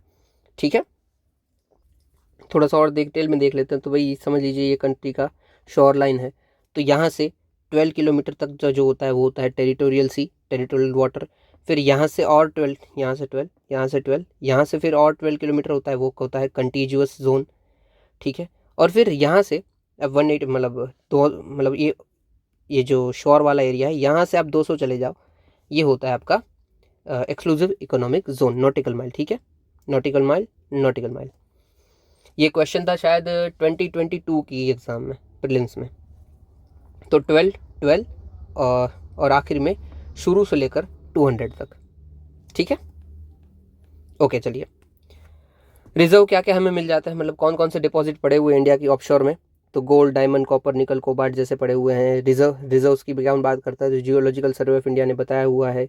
जैसे कि गुजरात और महाराष्ट्र की कोस्ट पे हमें लाइन बर्ड मिल जाता है, फिर केरला की कोस्ट पे हमें कंस्ट्रक्शन ग्रेड की सैंड मिल जाती है, फिर हमें उड़ीसा आंध्र प्रदेश वाले एरियाज़ में हैवी मिनरल्स मिल जाते हैं, फिर ईस्टर्न और वेस्टर्न कॉन्टिनेंट मार्जिन में फॉस्फोराइट मिल जाएगा, और अंडमान लक्षद्वीप वाले हमें पॉलीमेटालिक फेरोमैंगनीज नोड्यूल्स मिल जाएंगे। ठीक है, ये जनरल बात है, आपको इतना वो दिमाग लगाने की ज़रूरत नहीं है। ओके, न्यूज़ में क्यों था, तो इसके जो रूल्स हैं उसको हमने रिसेंटली नोटिफाई किया है, मतलब रूल्स में थोड़ा सा चेंजेस किया है। एप्लीकेबिलिटी क्या कर दी है हमने, तो ये जितने भी रूल्स आए हैं वो मिनरल ऑयल, हाइड्रोकार्बन और जो कि MMDR के हिस्से के अंदर बी शेड्यूल में रजिस्टर्ड है, उसके अलावा सब पे लागू हो जाएंगे। ठीक है, सब मिनरल पे लागू हो जाएंगे, बट ऑयल पे नहीं, हाइड्रोकार्बन पे नहीं, और जो शेड्यूल बी के पार्ट्स हैं उस मिनरल्स में नहीं। ठीक है, बाकी सब में लागू हो जाएंगे। फिर जो एक्सप्लोरेशन स्टेजेस होते हैं उसको भी हमें थोड़ा सा सेट कर दिया है। G4 से स्टार्ट होता है G1 तक, मतलब पहले रिकॉग्नाइज करना है, फिर एक्सप्लोरेशन करना है, फिर जनरल एक्सप्लोरेशन, फिर डिटेल्ड एक्सप्लोरेशन। ओके, फिर जो फिजिबिलिटी स्टडी है उसको भी किया है हमने। सबसे पहले होगा हमारा जियोलॉजिकल स्टडी, फिर प्री फिजिबिलिटी स्टडी, और आखिरी में फिजिबिलिटी स्टडी। ओके, ये सब बकवास है, ऐसे ही देख लो आप एक बार, काफ़ी है उतना। फिर एक्सप्लोरेशन स्टैंडर्ड्स है उसको हमने और स्ट्रीमलाइन किया है, तो मिनिमम भी आपको एक्सप्लोर करना है तो G2 का इस्टेब्लिश करो सर्टिफिकेट, और फिर आपको रिक्वायर होगी ग्रांट, माइनिंग लीज की ग्रांट। ठीक है, हटाओ यार। जियोलॉजिकल जो स्टडीज़ है उसकी रिपोर्ट तैयार करेगा जो लाइसेंसी होगा वो, और कौन से एरिया में क्या मिनरल रिजर्व्स है उसकी भी एक रिपोर्ट बताएगा कि भाई ये लो, ये है एरिया में। और फिर एक्सप्लोरेशन नॉर्म्स है वो भी हमने स्पेसिफिक किए हैं, जैसे कि भाई अलग अलग मिनरल के लिए अलग अलग स्टैंडर्ड्स, कि भाई सिलिका के लिए क्या होगा, फिर कैल्सरस मड के लिए, फॉस्फेटिक मेथेडिमेंट्स के लिए अलग अलग हमने नॉर्म सेट किए हैं। दैट्स इट, बकवास है। ठीक है, यूजुअली आपको बस ध्यान क्या रखना है, ऑफशोर मिनरल्स क्या क्या है, इंडिया के पास एक्सक्लूसिव इकोनॉमिक जोन कितना है, और जनरल बात है। ठीक है, और यहाँ पे जो नोटिफाई हुए हैं रूल्स उसमें कुछ खास बड़ी बात की नहीं गई है। In short, exploration stages, feasibility studies उसको और स्ट्रीमलाइन किया है, एक्सप्लोरेशन जो स्टैंडर्ड्स होते हैं उसको और अच्छा किया है, जियोलॉजिकल स्टडीज़ और स्पेसिफिक एक्सप्लोरेशन नॉर्म्स हर एक के लिए अलग अलग रखी है। दैट्स इट, ये हमारी सारी की सारी बड़ी न्यूज़ हो गई है। अगर आपको कुछ भी समझ में ना आया हो तो प्लीज़ कमेंट में बता दीजिएगा, और अच्छा लगा हो तो लाइक एंड कमेंट कर दीजिएगा, ताकि मुझे पता चले कि अच्छे से काम हुआ है अपना।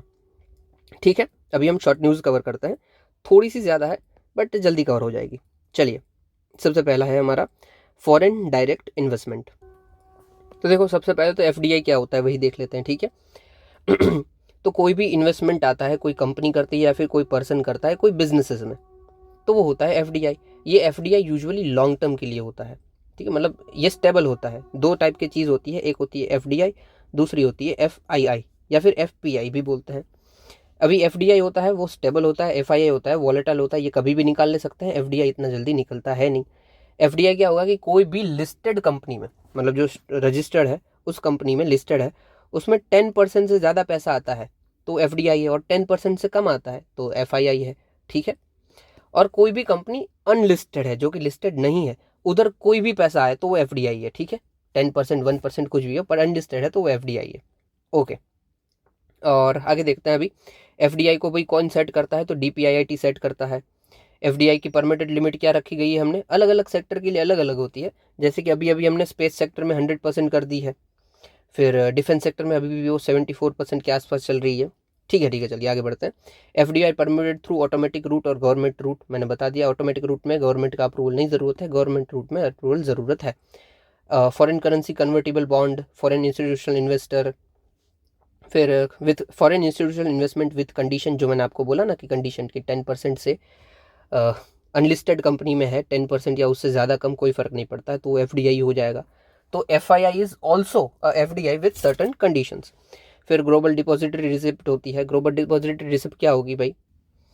तो भाई इसके थ्रू हम ये जो जीडीआर है, ग्लोबल डिपॉजिटरी रिसिप्ट, इसके थ्रू हम इंटरनेशनल मार्केट से भी पैसा उठा सकते हैं। सम एग्जांपल लेते हैं, ठीक है। एग्जांपल क्या लेंगे, हाँ समझ लीजिए, टाटा मोटर अपनी कंपनी है, ठीक है। अभी टाटा मोटर को लंदन की स्टॉक मार्केट से पैसा उठाना है या फिर लंदन से पैसा उठाना है, जबकि टाटा मोटर रजिस्टर्ड तो हमारी इंडियन स्टॉक मार्केट में है, उसका शेयर। तो ये टाटा मोटर एग्रीमेंट करेंगी किसी फॉरेन एंटिटीज़ के साथ। समझ लीजिए उसने साइन किया ड्यूशे बैंक के साथ, ये फॉरेन बैंक है। अभी ड्यूशे बैंक यूरोपियन मार्केट में टाटा मोटर्स के शेयर इशू कर देंगे, ठीक है।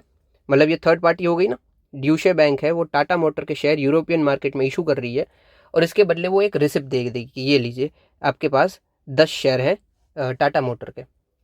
अभी इन फ्यूचर अगर उनको ये इशू करवाना है, मतलब ट्रांसलेट करवाना है पैसों में, तो ये 10 शेयर के बैंक को दे देगी या फिर किसी व्यक्ति को दे देगी, वो उसके बदले उनको पैसा दे देगा, ठीक है। इससे फ़ायदा क्या होगा कि यहाँ पे अमेरिका में बंदा बैठा है जोसेफ, ये जोसेफ ड्यूशे बैंक को पैसा देगा, उसके बदले ये शेयर ले लेगा, और ये ड्यूशे बैंक टाटा मोटर को पैसा देगी, उसके बदले वो पैसा ले लेगी, ठीक है। तो इससे बैठे बैठे कोई एक कंट्री की कंपनी दूसरे स्टॉक मार्केट से पैसा उठा सकती है, दूसरे कंट्रीज से पैसा उठा सकती है। ग्लोबल डिपॉजिटरी रिसिप्ट, ठीक है।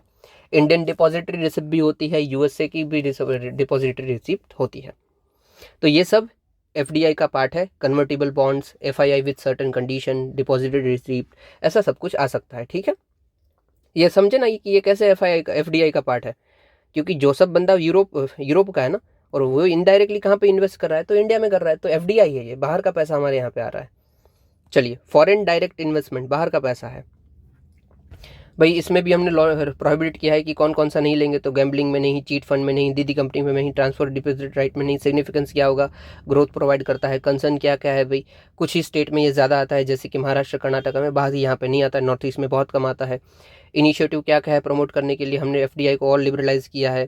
फिर इन्वेस्ट इंडिया प्रोग्राम लेके आए और मेक इन इंडिया प्रोग्राम भी लेके आए, ताकि इंडिया से इन्वेस्टमेंट आए, इंडिया में और ज़्यादा इन्वेस्टमेंट आए।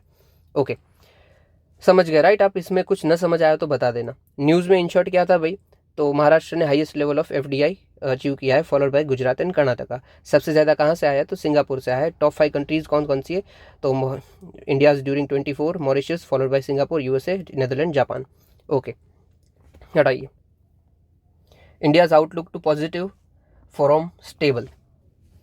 देखो ये कुछ नहीं है, क्रेडिट रेटिंग एजेंसी होती है, वो कंट्रीज़ को भी बताती रहती है कि भाई इनका क्रेडिट सिनेरियो कैसा चल रहा है, ठीक है। तो वैसे ही है, इंडिया की जो रेटिंग है उन्होंने हल्का सा चेंज किया है, पॉजिटिव से स्टेबल किया है। ये बकवास न्यूज़ है, उसको हटा लो, कुछ काम का नहीं है। सबसे हाईएस्ट रेटिंग क्या होती है इसमें, तो ए सबसे हाईएस्ट होती है, और सबसे लोएस्ट होती है अपनी डी रेटिंग। इंडिया को यूजुअली कौन सी मिलती है, तो बी रेटिंग लॉन्ग टर्म के लिए, और शॉर्ट टर्म के लिए A3 रेटिंग। चलिए हटाइए। ये कौन कौन देता है, तो S&P देते हैं, ये क्वेश्चन पूछा गया था। क्रिसिल, S&P, फिर इकरा, ये सब क्रेडिट रेटिंग एजेंसी है। यूपीएससी ने शायद 2022 में पूछा था कि ये सब किसके नाम है, ऐसा कुछ क्वेश्चन था। ओके, फिर है global economics prospect report. In short ये वर्ल्ड बैंक का रिपोर्ट है। सबसे पहले आपको यही याद रखना है, ग्लोबल इकोनॉमिक्स प्रोस्पेक्ट ये किसकी बात करता है, कि कितना इन्वेस्टमेंट मिल रहा है कि कंट्रीज़ को अपने जो डेवलपमेंट गोल हो उसको मीट करने के लिए। बाकी ये सोच कुछ काम का नहीं, हटाइए। Okay, public investment usually refers to growth fixed capital as formation by states, ठीक है, जनरल बात है। चलिए यूएनसी टेट की रिपोर्ट आई थी, जिसमें उन्होंने बोला था कि ग्रोइंग पब्लिक डेट, जितना भी पब्लिक डेट पड़ा है वो लगातार बढ़ता जा रहा है, वो रिपोर्ट में इन शॉर्ट बता रहे थे।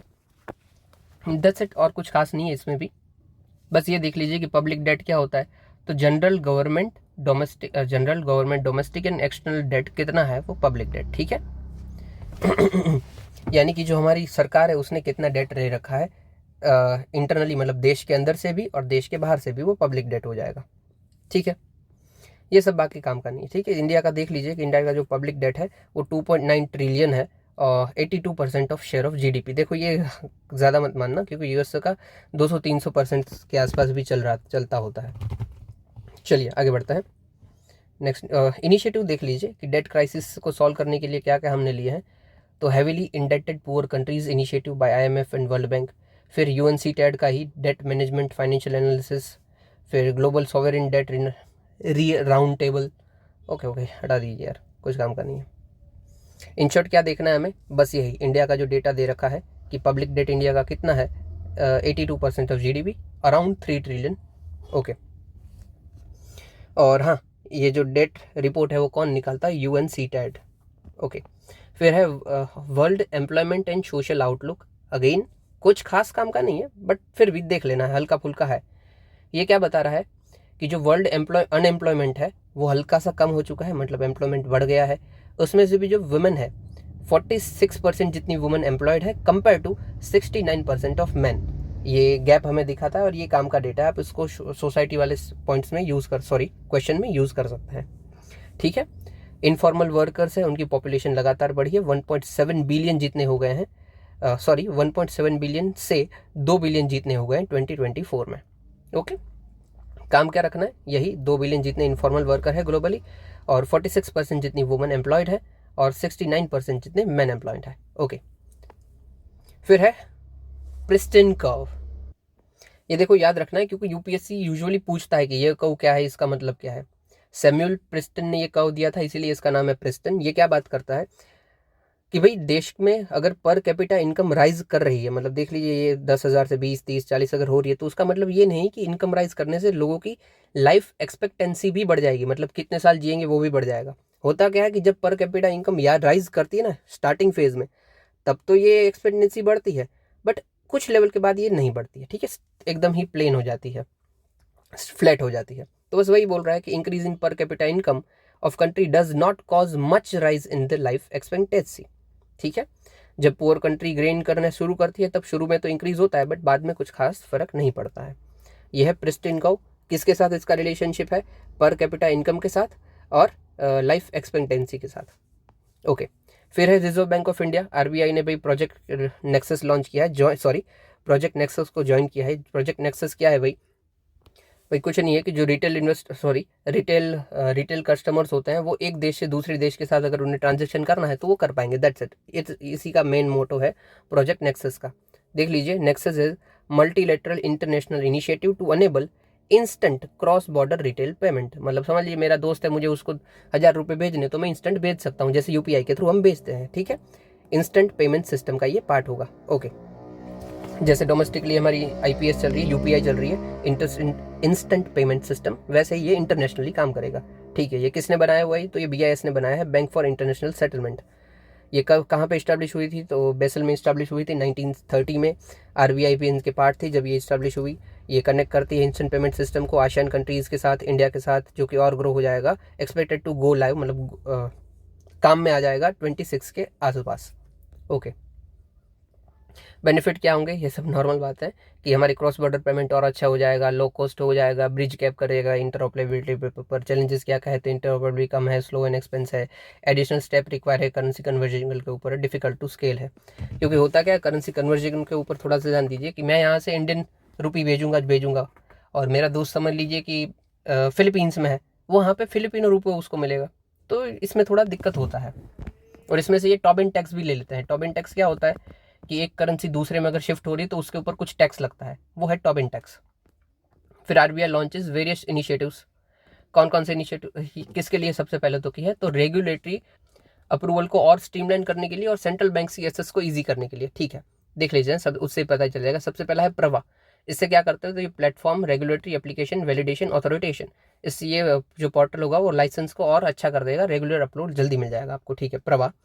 फिर है mobile application RBI retail direct portal, इसके साथ आप गवर्नमेंट के साथ डायरेक्टली ट्रांजैक्ट कर पाओगे, तो आरबीआई रिटेल डायरेक्ट पोर्टल।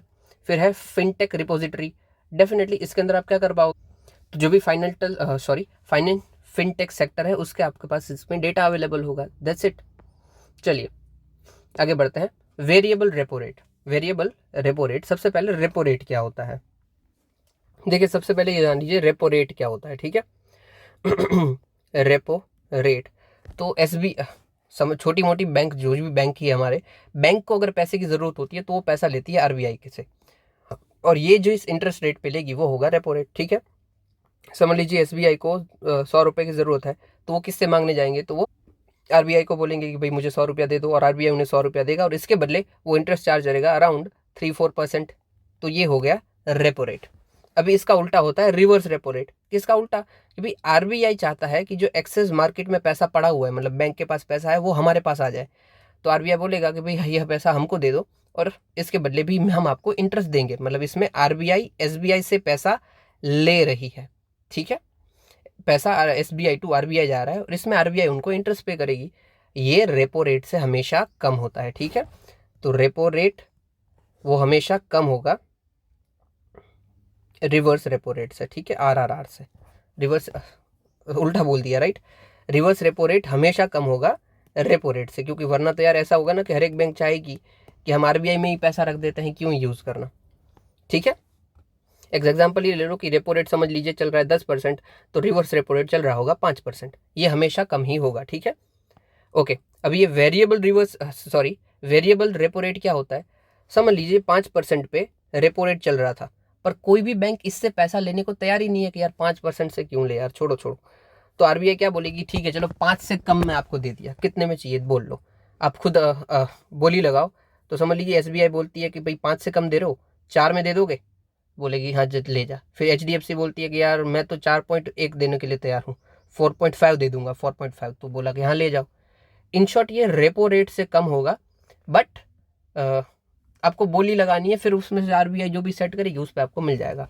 क्योंकि आप 5% आपको महंगा लग रहा था, फिर आप बोली लगाओ और बहुत नक्की करो किस पे आपको लेना है। ठीक है, तो variable reverse repo rate decided by market generally lower than repo rate.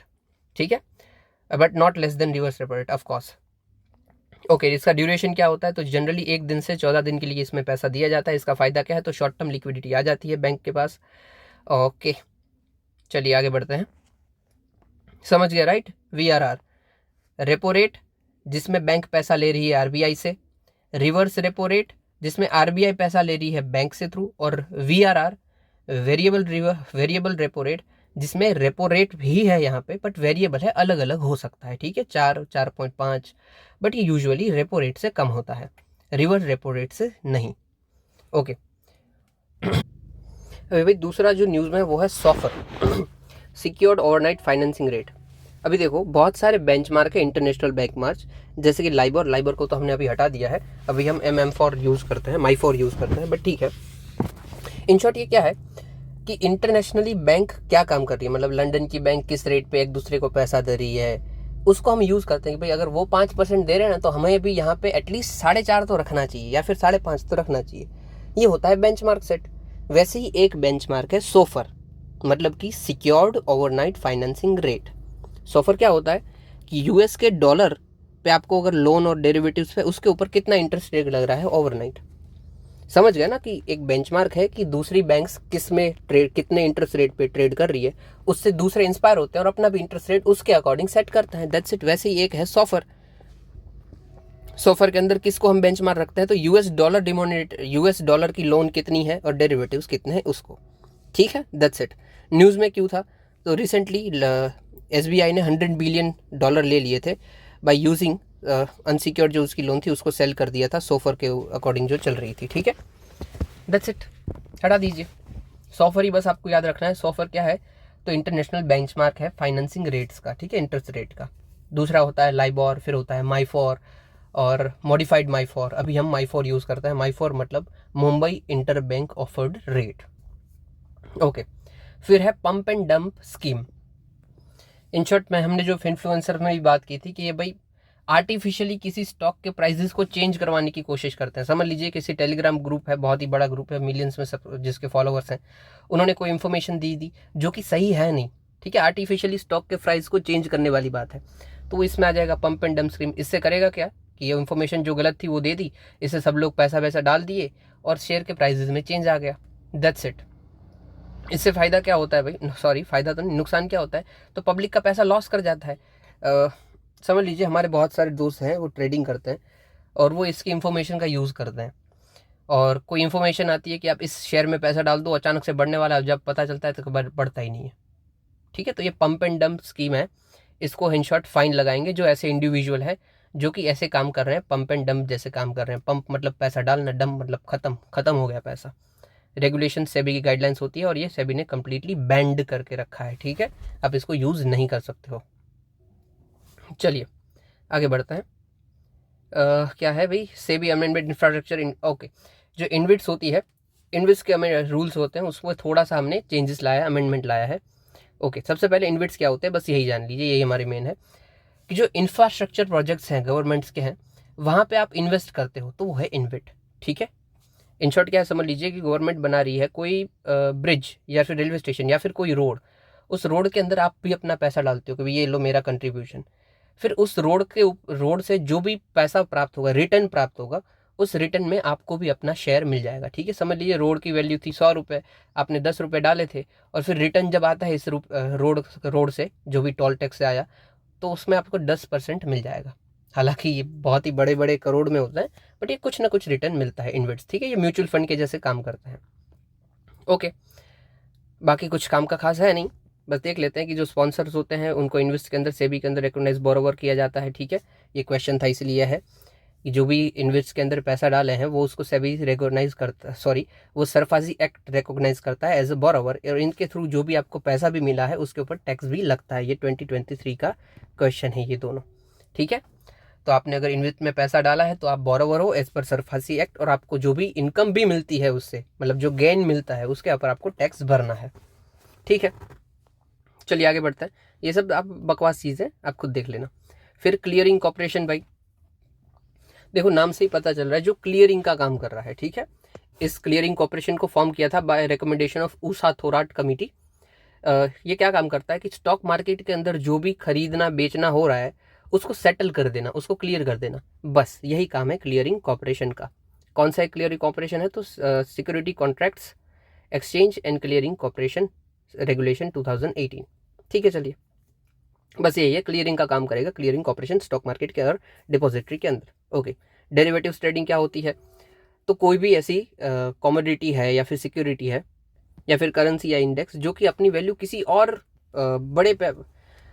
बड़ी स्टॉक से या फिर एसेट से डिराइव करती है, तो वह डेरिवेटिव्स। एग्जांपल बता देता हूं मैं आपको, एक सेकंड सिर्फ। तो देखिए निफ्टी 50 देख लेते हैं। ठीक है, निफ्टी 50 के अंदर 50 मेन कंपनीज है, इस 50 कंपनीज जब मिल जाती है तब बनती है निफ्टी 50। अभी इस निफ्टी 50 का भी अलग से इंडेक्स है। अभी ये 50 कंपनी की तो वैल्यू ऊपर नीचे होती ही है, अब इस 50 कंपनी की वैल्यू से ऊपर नीचे होने के साथ साथ ये निफ्टी 50 भी ऊपर नीचे होगा, तो ये हो गया डेरिवेटिव्स। ठीक है, कि ये 50 कंपनी से मिलकर एक बना निफ्टी 50, और ये निफ्टी 50 है एक इंडेक्स। ये इंडेक्स मैंने यहाँ पे, हाँ इंडेक्स है ना यहाँ पे। अब ये इंडेक्स अगर ये 50 कंपनी में जो चेंजेस होंगे वही चेंजेस होगा निफ्टी 50 में, तो वो है डेरिवेटिव्स। ठीक है, तो जो मेन कॉन्ट्रैक्ट था या फिर जो मेन एसेट था वो था कंपनीज, और उस कंपनीज से हमारा डेरिवेटिव्स आया इंडेक्स, और उसके ये हमने डेरिवेटिव है। ओके, डेरिवेटिव ट्रेडिंग क्या होती है कि वही निफ्टी 50 में मैंने पैसा डाला कि निफ्टी 50 बढ़ेगा या फिर निफ्टी 50 कम होगा, वो हो गया डेरिवेटिव ट्रेडिंग। ये मैंने एक निफ्टी 50 का बताया, वैसे करेंसी का भी होता है, सिक्योरिटीज़ का भी होता है, कमोडिटीज़ का भी होता है। ठीक है, चलिए नेक्स्ट देखते हैं front trading, sorry front running. समझ लीजिए कि आप किसी कंपनी के अंदर काम करते हो, सेबी के अंदर या फिर कोई लीगल कोई कंपनी के अंदर, आपको इनसाइड इंफॉर्मेशन पता है कंपनी की, और वो इंफॉर्मेशन पब्लिक हो, पब्लिक को पता चले उससे पहले ही आप कोई कॉन्ट्रैक्ट में इंडल्ज हो जाते हो। ठीक है, आप कोई कॉन्ट्रैक्ट, मतलब आपको समझ लीजिए पता चल जाए कि मैंने पहले भी ये बताया कि कंपनी को 1000 करोड़ का कॉन्ट्रैक्ट मिलने वाला है, आपको पता चल जाता है कि इससे कंपनी के स्टॉक ऊपर जाएंगे, और ये पब्लिक हो इन्फॉर्मेशन, उससे पहले ही आप ये स्टॉक जो है वो खरीद लेते हैं और प्रॉफिट कमा लेते हैं, तो वो हो जाएगा फ्रंट रनिंग, क्योंकि पब्लिक को पता चले उससे पहले ही आप रन कर लिए और पैसा कमा लीजिए। दैट्स इट, ये है फ्रंट रनिंग। ये इलीगल है इंडिया में, बस यही ध्यान रखना है। ये सब ना हमने ऑलरेडी कवर कर लिए, इसलिए मैं बहुत फोकस नहीं कर रहा हूँ, आपको टर्म समझा दे रहा हूँ जो भी है। फिर है state of world fisheries and aquaculture, बस यही बात बोली गई है। तो जो ये फिशरीज और एक्वाकल्चर का सेक्टर है वो वर्ल्ड में न्यू हाई मार दिया है, 223 मिलियन टन्स को आसपास। ये फर्स्ट टाइम सरपास, एक्वाकल्चर से जो फिश आ रही है वो फर्स्ट टाइम सरपास की है फिशरीज के, मतलब जो आप समंदर में पकड़ने जाते हो उससे ज़्यादा आपने प्रोडक्शन कर लिया एक्वाकल्चर से, मतलब आप खुद जो पॉन्ड्स छोटे छोटे बना दिए वहाँ पे आपने फिशेस का प्रोडक्शन कर लिया, तो वो सरपास कर दी एक्वाकल्चर। ठीक है, इंडिया फर्स्ट आता है फिशरीज के प्रोडक्शन में। ओके चलिए, ये हमें क्या काम आएगा, तो ब्लू ट्रांसफॉर्मेशन एक्शन है जो प्लान FAO का, उसमें ये हमें काम आएगा। काम इंपॉर्टेंस है उसकी, क्योंकि हम एक्वेटिक फूड सिस्टम को लेवरेज करने की बात करते हैं, फूड सिक्योरिटी, इम्प्रूव न्यूट्रिशन की बात करते हैं। ओके, फिशरीज और एक्वाकल्चर भी एक सब हमारा एम है, एग्रीमेंट का एम है, Kunming Montreal global biodiversity framework. ठीक है, ये फ्रेमवर्क क्या काम, का मेन फोकस क्या है भाई, तो भाई जो नेशन की बायोडाइवर्सिटी है उसको प्रोटेक्ट करना और नेचर के साथ हारमोनी में रहना। ठीक है, बहुत सारी इसके एम है, वन ऑफ द एम में फिशरीज एक्वाकल्चर भी आता है। ओके, फिर है पोस्ट हार्वेस्ट लॉसेस को कम करने के लिए बात हम कर रहे हैं। रिपोर्ट आई थी, उसके रिलेटेड बात हो गई है कि जो पोस्ट हार्वेस्ट लॉसेस है वो हमारे इंक्रीज हो गए। जैसे कि देखा दीजिए 67 के आसपास हमारा 74 मिलियन के पोस्ट हार्वेस्ट लॉसेस थे, अभी हमारे अराउंड 350 मिलियन मेट्रिक टन हो गए। पोस्ट हार्वेस्ट लॉस क्या होते हैं भाई, तो समझ लीजिए कोई भी खेत में हमने कोई क्रॉप उगा दिया है और वो हार्वेस्ट हो, उसके बाद ये लॉस हो जाता है। समझ लीजिए कि ट्रांसपोर्ट के दौरान ये लॉस हो गया। ठीक है, कि ट्रक में जा रहा था, ट्रक पलट गया या फिर वो सड़ गया, तो ये सब होते हैं पोस्ट हार्वेस्ट लॉसेस। इंडिया की जो स्टोरेज कैपेसिटी है वो हमारी डेफिनेटली बढ़ चुकी है, वो 220 मिलियन मेट्रिक टन के आसपास हो गई है। बट जो पोस्ट हार्वेस्ट लॉस है वो नहीं हो पा रहे हैं। आप सोचिए कि जितना भी प्रोडक्शन होता है ना फूड का, उसमें से 30% जितना लॉस हो जाता है, ये तो बहुत बड़ी बात है यार। ओके, वे फॉरवर्ड क्या है, इसको हम कैसे टैकल कर रहे हैं, तो प्राइवेट एंटरप्रेन्योरशिप गारंटी, मतलब इंश्योरेंस जैसा कि अगर ये लॉस हो जाता है तो आप उसमें हेल्प करोगे, आप पैसा दे दोगे। फिर PM किसान संपदा योजना लेके आए, हम इसमें मॉडर्न इंफ्रास्ट्रक्चर बनाते हैं ताकि लॉस ना हो। फिर एग्रीकल्चर इंफ्रास्ट्रक्चर फंड, यहाँ पे ही आप कोई स्टोर वेयर हाउस बना दोगे, ये वो। फिर नेशनल कोऑपरेटिव ग्रेन प्रोजेक्ट भी लेके आए, सेम इसमें भी हम यही करते हैं कि cooperative sector storage facility provide करेगी। फिर आखिरी न्यूज़ है कंटेनर पोर्ट परफॉर्मेंस इंडेक्स। तो देखो जैसे हमने वो GTTP में देखा था, कल ही देखा था, यस, कि जो कोई भी वेसल आता है पोर्ट के यार, तो पोर्ट के यहाँ पे आने के बाद भी उसको टग से यहाँ पे लिया जाता है। ठीक है, जो पोर्ट पे यहाँ पे एंकर्ड किया जाता है वो, और फिर इस वेसल को टोटल इन शॉर्ट ये पोर्ट तक लगने में कितना टाइम लगता है, इसी से ये इंडेक्स बनता है, पोर्ट परफॉर्मेंस इंडेक्स, कि कोई भी वेसल आता है तो कितनी जल्दी आप उसको कितने टाइम में उसको आपको पोर्ट करवा देते हो, एंकर्ड करवा देते हो, कि उसके अंदर सामान आ जाएगा, उसको आप लगा दोगे, ऐसे सब बातें। ठीक है, तो ये इंडेक्स में भाई इंडिया की जो रैंकिंग है उसमें 9 पोर्ट्स आ गए हैं आउट ऑफ 100। ठीक है, सबसे बेस्ट पोर्ट कौन सा है, तो चाइना का यांगशान पोर्ट। इन शॉर्ट यही देखता है कि पोर्ट में वेसल आता है तो कितनी जल्दी कामकाज होता है, दैट्स इट। ठीक है, okay, that's it for this video. अगर आपको पसंद आया हो तो यार लाइक कमेंट ज़रूर कीजिएगा, काफ़ी बोलना पड़ता है वीडियो बनाने के लिए। और न पसंद आया तो यार मुझे बता दीजिएगा कि कहाँ पे इम्प्रूवमेंट की ज़रूरत है, और कौन सी चीज़ है जो आपको समझ नहीं आई है, उसको मैं अलग से बता दूंगा। ठीक है, इतना सुनने के लिए आपका शुक्रिया। जय हिंद।